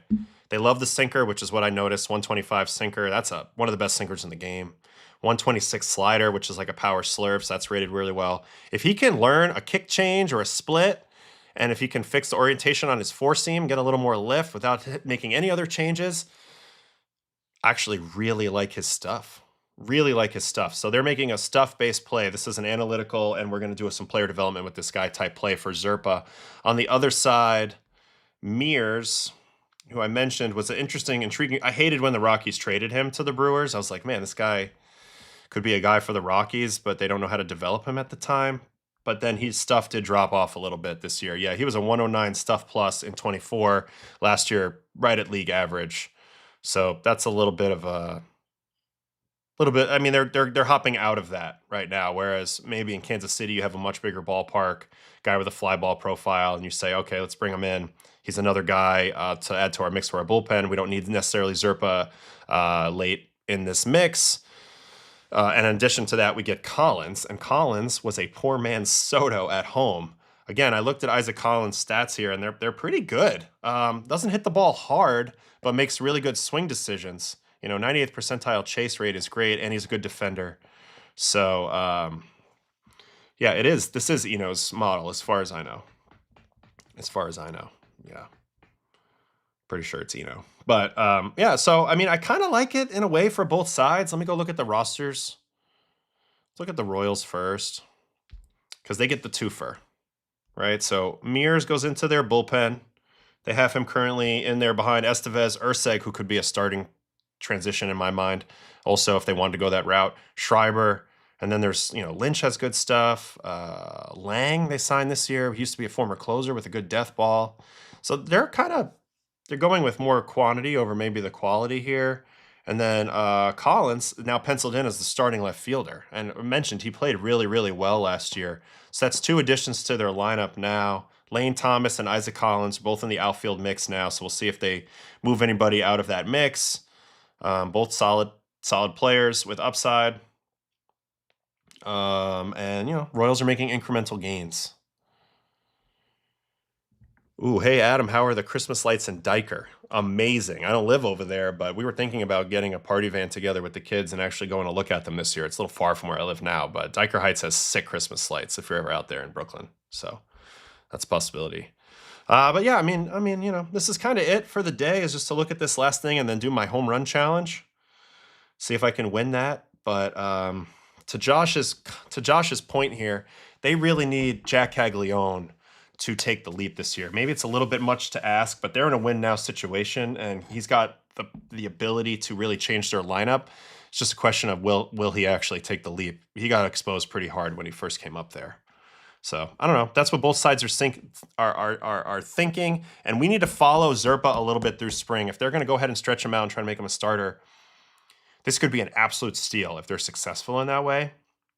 But it's also a lot easier said than done. So let's see how that actually pans out. All right, that is it for probably the transaction breakdowns today. There's probably some other stuff happened. Oh, Kenley to the Tigers. We'll break that down right now. We'll do Kenley real quick, and then we'll do the home run challenge. Kenley, obviously, going to the Hall of Fame in my mind. One of the GOATs, puts up 62 games last year with a 2.59. Wasn't his best year metrically. If you go look at his, we looked at Diaz's the other day and it was absurd. Kenley's is even more absurd. This is what it looks like, folks, if you're a Hall of Fame guy. Just a sea of red up until the last 2 years. A couple things flipped to blue. But still, 62nd percentile ex-WOBA. He's going to fill up the zone. He's going to throw this absolute magic pitch, this cutter in the brown.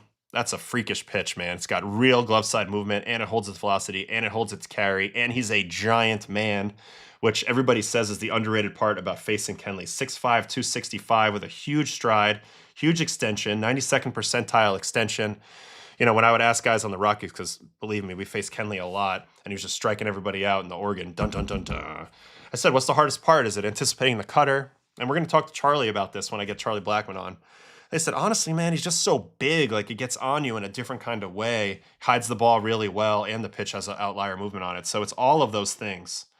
And I love that he's with the Tigers now because, look, he needs to close. He's close to 500 saves. And this allows their bullpen to be a little stronger than I expected. They had just signed Finnegan. So they spent a lot of money on this bullpen now. And really, the top group is pretty dang good. Kenley Jansen, the legend, then Will Vest, who I thought was going to be the closer, but I guess he's still going through ARB, so they'll go ahead and suppress that ARB salary by giving him holds instead of saves. And then Finnegan they're paying, so he's going to be in there. Holton's a good pitcher. Be curious to see what happens with Melton. But now you have a lockdown guy at the back end. Man, 15 years of service. What a beast. And, you know, I think they're definitely signaling that they're going to go ahead and try to win this division and do the whole thing. This is they have the Scooble-size elephant in the room, of course. But I'd like to see them make one more move in the rotation to get a little more power in the rotation, and then obviously hope that the young guys that come up, McGonigal, maybe Max Clark late in the year, and the offensive strides they took last year hold on and they keep growing, and then maybe they're a little bit more of a beast. But when it got to playoff time last year, what bothered me about the Tigers was that they didn't let anybody pitch in the rotation except for Scooble. So AJ didn't show much faith in anybody but the bullpen guys. And, you know, as great as Kenley is and Finnegan is, like, those aren't guys you're going to want to pitch like 15 times in a postseason either. So you're going to need to have some starters doing some yeoman's work here. And I think they'll do it during the year, and they'll probably get in the postseason, but I'm curious how this plays out if they don't add to the rotation. And then the Scooble thing's just a big deal. Like, if they're not playing well, then they have to move them at the deadline, and then they'll probably move a whole bunch of these guys. So it's a little bit of a half-year play. Like, they'll see where they are at the deadline, and then they can maybe make some moves. Like, they can move Scooble out or Kenley out if need be. But I like Kenley getting on this team. It's so funny. He's been with like all of the traditional powers now in a way. Like, not Yankees or Mets, but he's been on Boston, the Dodgers, even mostly big markets. Obviously the Braves, and then last year he was with the Angels, and now he's with the Tigers. So he's very much in like have saves, will travel mode at this point. And he was a catcher prior to becoming a reliever, so not bad for a switch hitting catcher who went undrafted, and he's going to the Hall of Fame as a closer for sure, on the strength of great command, great composure, great cutter, great durability, huge body, all of those things. So intriguing. I was wondering where Kenley was going to land. This one does make a little bit of sense. If they're also, it does allow them to suppress a little bit of a Will Vest's salary. Like, I've seen this before. I remember Rex Brothers was the closer with the Rockies, and then they went and signed LaTroy Hawkins. I believe this was in 2014. Yeah, 14 maybe, 14, 15. And then, like, Rex had to go back to set up, and then his salary is just automatically compressed because he doesn't have any saves anymore. So it's a good strategy by the teams to go ahead and have a solidified number as closer, and then you can kind of keep all your other relievers cheap that are owned by the team. So that's part of the calculus there as well, probably, overall. 12 years and 350 saves for the Dodgers. I mean, he's one of the all-timers. You don't know what you have until it's gone. Although, I mean, the Dodgers haven't missed much, but he was a heck of a Dodger. It's a shame the way that it kind of ended, where he was getting booed and stuff. But one day they'll make up, I'm sure, and he'll be in some sort of Ring of Honor or something with the Dodgers. I mean, he's all-time great Dodger. 350 saves is insane. That's no joke. All right, so we have now reached the time of the program where we are going to try the home run off of Adam Ottavino quiz. This was made by Maya and some other people in my Discord. Big shout out to everybody in my Discord that was talking about this yesterday and made this a reality. So I'm going to try to play this quiz right now, and we'll see how good I do. I told her I did not want to put whatever team the guys were off of me that hit the home runs. Wow, I let 74 dingers in my career. Oof, that hurts. But they are by year, so I can try to group them in my mind.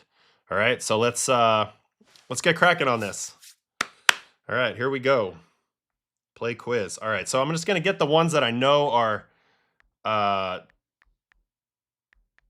have multiple home runs off of me. So Paul Goldschmidt hit 3, Nelson Cruz hit 2, and Stanton hit 1.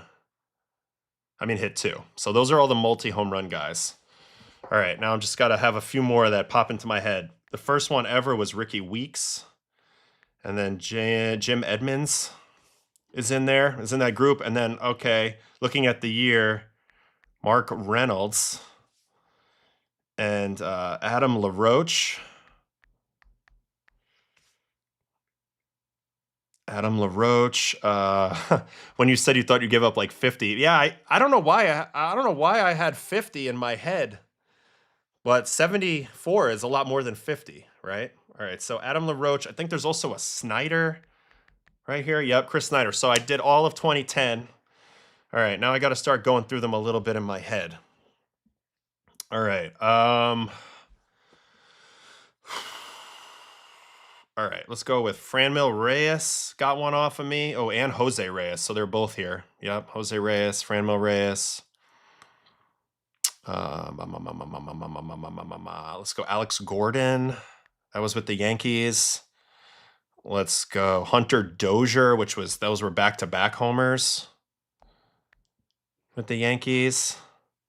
Yep. Ooh, let's see here. Lucroy got me. Matt Holliday. Robinson Cano.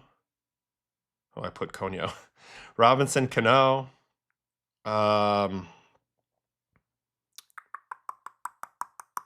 Freeze. David Freeze. No Buster Posey or Machado in the chat. Those guys are not in there. Crawford, Brandon Crawford. Yep, that's in there. Hairston. Jerry Hairston is in there. Brett Pill, new Rockies hitting coach, is in there. Upton, there's an Upton. Yep, Justin Upton. There's also a Gomes, Johnny Gomes.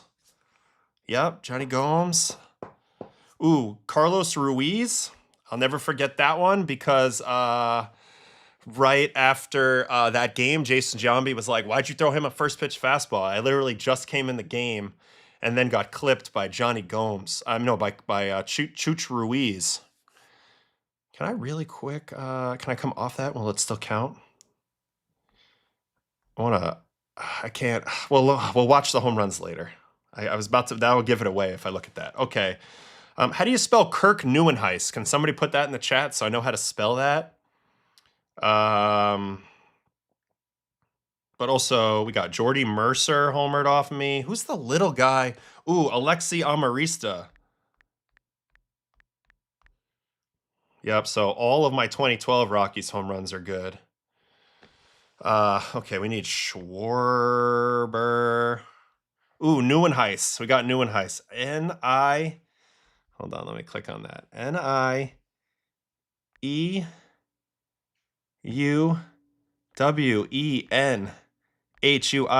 That might be the furthest home run I ever allowed. That ball was crushed off me in Milwaukee. Also, that reminds me of Garrett Mitchell hit a walk-off off me. Other walk-offs, Chris Taylor, Michael Bourne. Man, Michael Bourne, guy didn't even hit home runs, and he's crushing home runs off me. Man, 3 more with the Yankees? I don't want to go into the postseason. Ooh, Danny Jansen. That was a tough one. That was a grand slam. Ooh, Bellinger. Yep, Kemp. Tolles. Andrew Tolles. Seager. We're doing pretty good right here.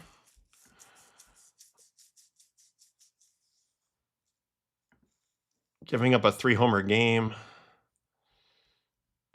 Oh, yeah, he did have 3. Oh, yeah, Puig is a good one. Yep, Mr. Puig got me. That was 2013.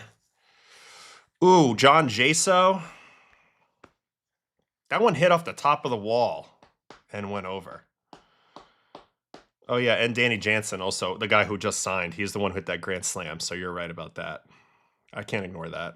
Okay, let me think of some others. Bohm. Bohm got me. He's probably the last one. Yep. Alec Bohm. Lane Thomas. Yep. Man, I'm not remembering a lot of these Mets ones. What's wrong with me? Ooh, okay. Robbie Grossman. Michael Harris. Let's get my postseason ones out of the way. We know them. They're famous, unfortunately. Springer. Oof. And then Tucker. Those ones hurt a lot. Alonzo. Pete got me.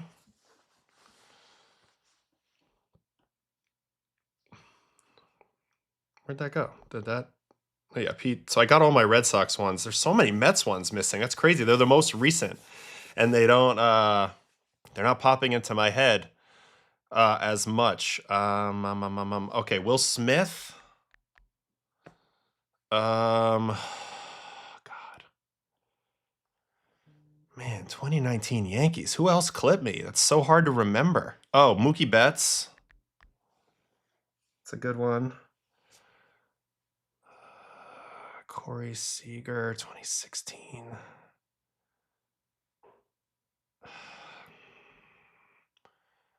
2017, man, I was so bad that year.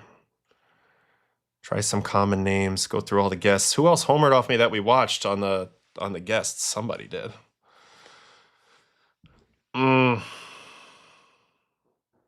doing good here. There's more. There's so many more. 24 Mets. Who else homered off me that year? There was a few good ones. Oh, Cal Raleigh. Yep, he's on the list. Cal.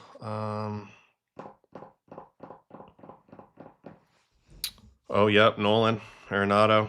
Yep, good call. Good call. We were talking about it for a while. We took this idea from Trevor May. He tried to remember all of his home runs that he gave up too. Man.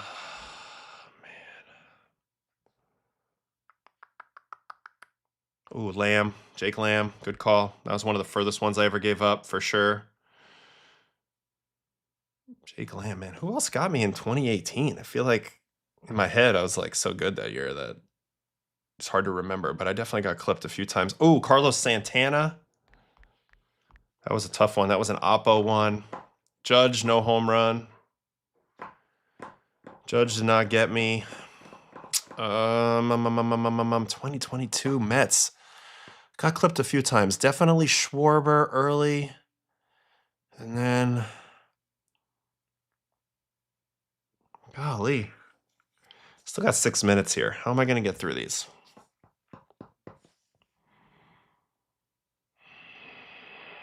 God, it's so weird. I can't remember some of the 2020. Oh, this is a tough one. The Buffalo. Ramos off the foul pole. That one hurt. Yeah, that was my 2020. Man, 2019. Who the heck else homered off me in 2019? No Nick Ahmed.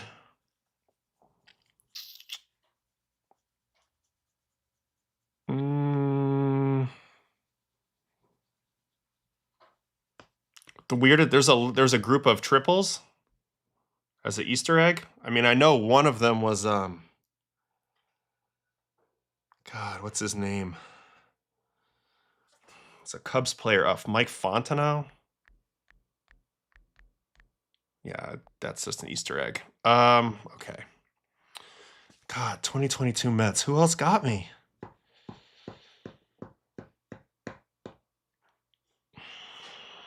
Oh yeah, Fortes. That was a walk-off as well. Good call in the chat. Good call in the chat. Nick Fortes. That one bothered me. That bothered me a lot.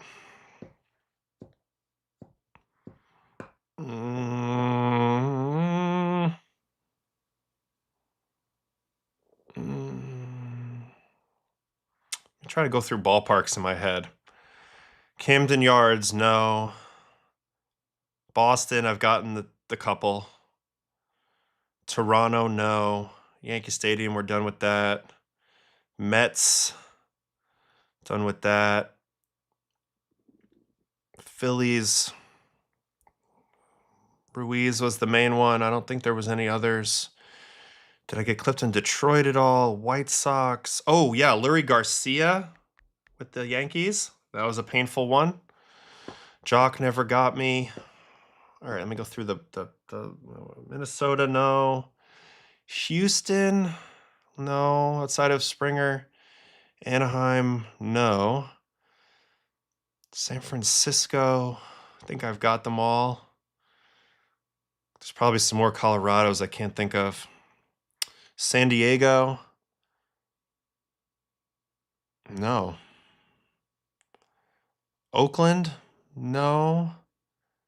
Atlanta, Washington. Oh, Castellanos. And this one blew my mind. I can't wait. I want to go over that at bat. That one blew my mind. That one killed me. Oh, man. That was 2022. Castellanos, Fortes. All right, more ballparks. NL Central. Ooh, Newt Bar. How do you spell that? Lars Nootbaar. Yep, that was one of the last ones too. That was good. So that's in St. Louis. In Pittsburgh, I already said Jaso.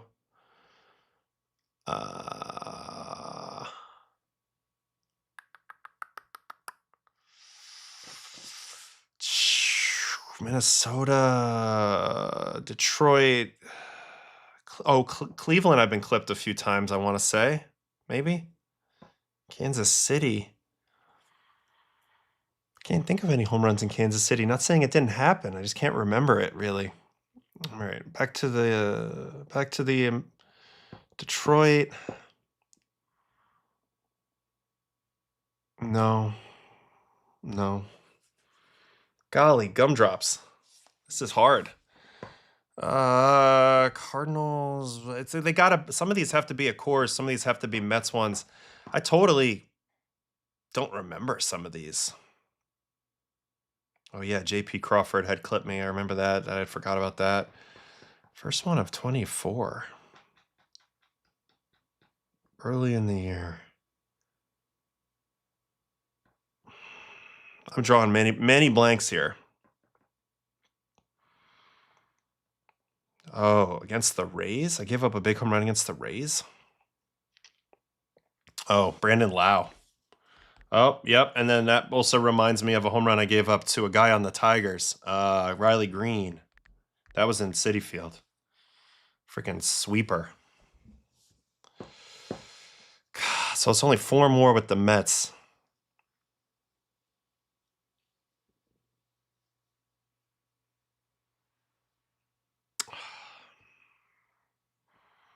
What other teams? Looks like we're gonna lose here at 63 out of 74 unless I can think of any others really quick. Man, I don't remember giving up another one in 2016 after the Corey Seager one, but I guess there was one more in there. Dang it. I think I'm gonna end up losing here. 40 seconds remain. Good quiz though. I come 11 short, it looks like, unless I can think of any of these others real fast, but this is tough. That 2014 one should be gettable. It's just all a. It's just all a. It's a blur at this point. I'll probably remember it as soon as I see it. As soon as I see it pop up. Man, there's the one more Yankee one that I'm confused about too.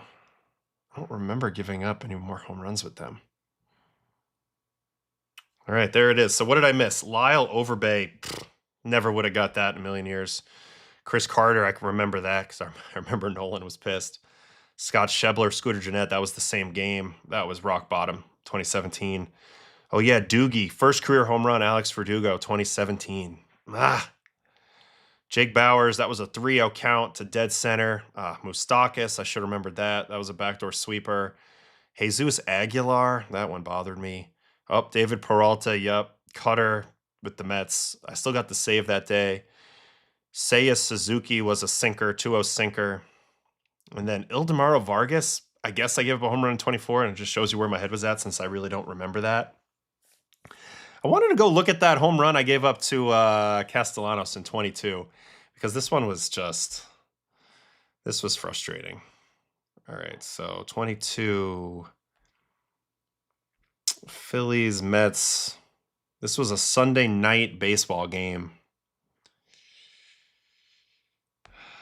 In 22, probably towards the end of it. So it's either this game on the 20th. Oh, I didn't pitch that day, so it's in New York.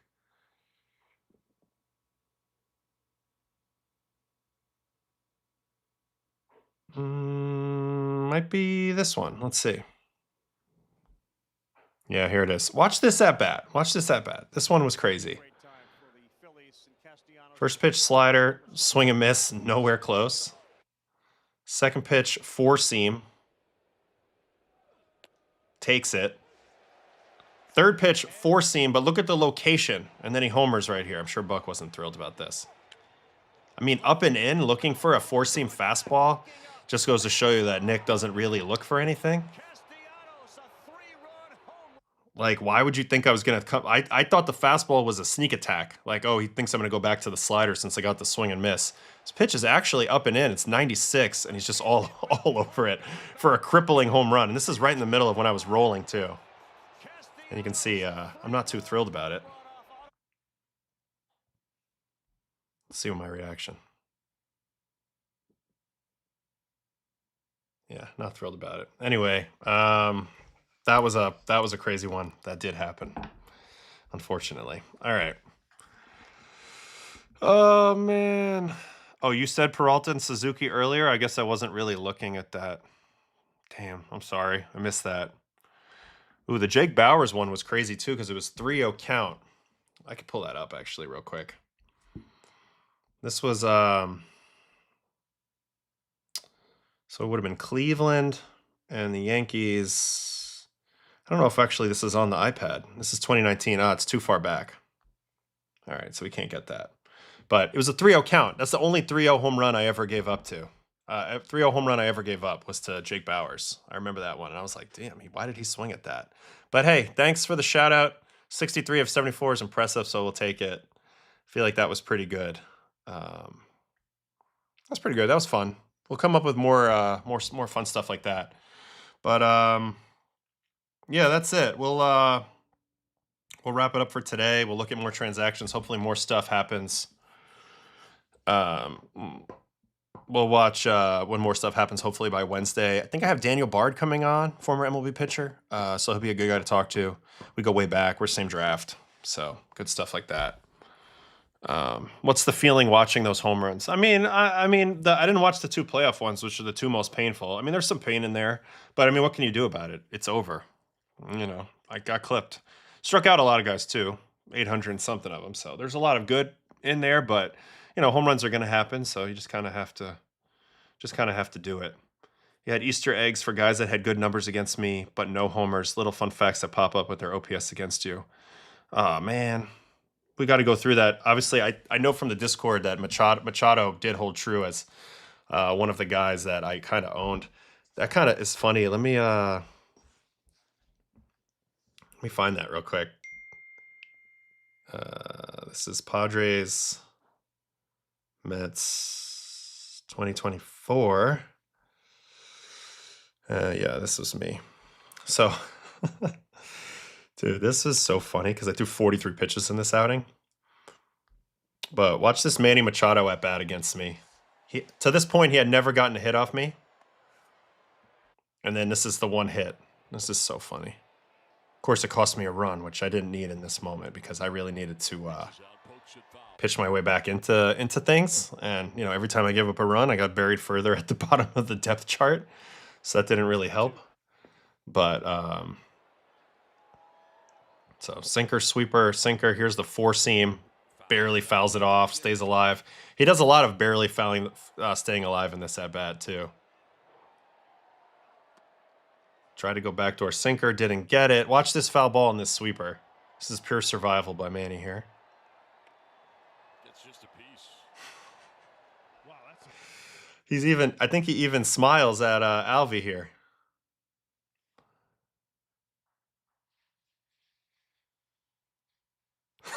Did you see that? Timeout. I never watched this in real time, but look at the smile.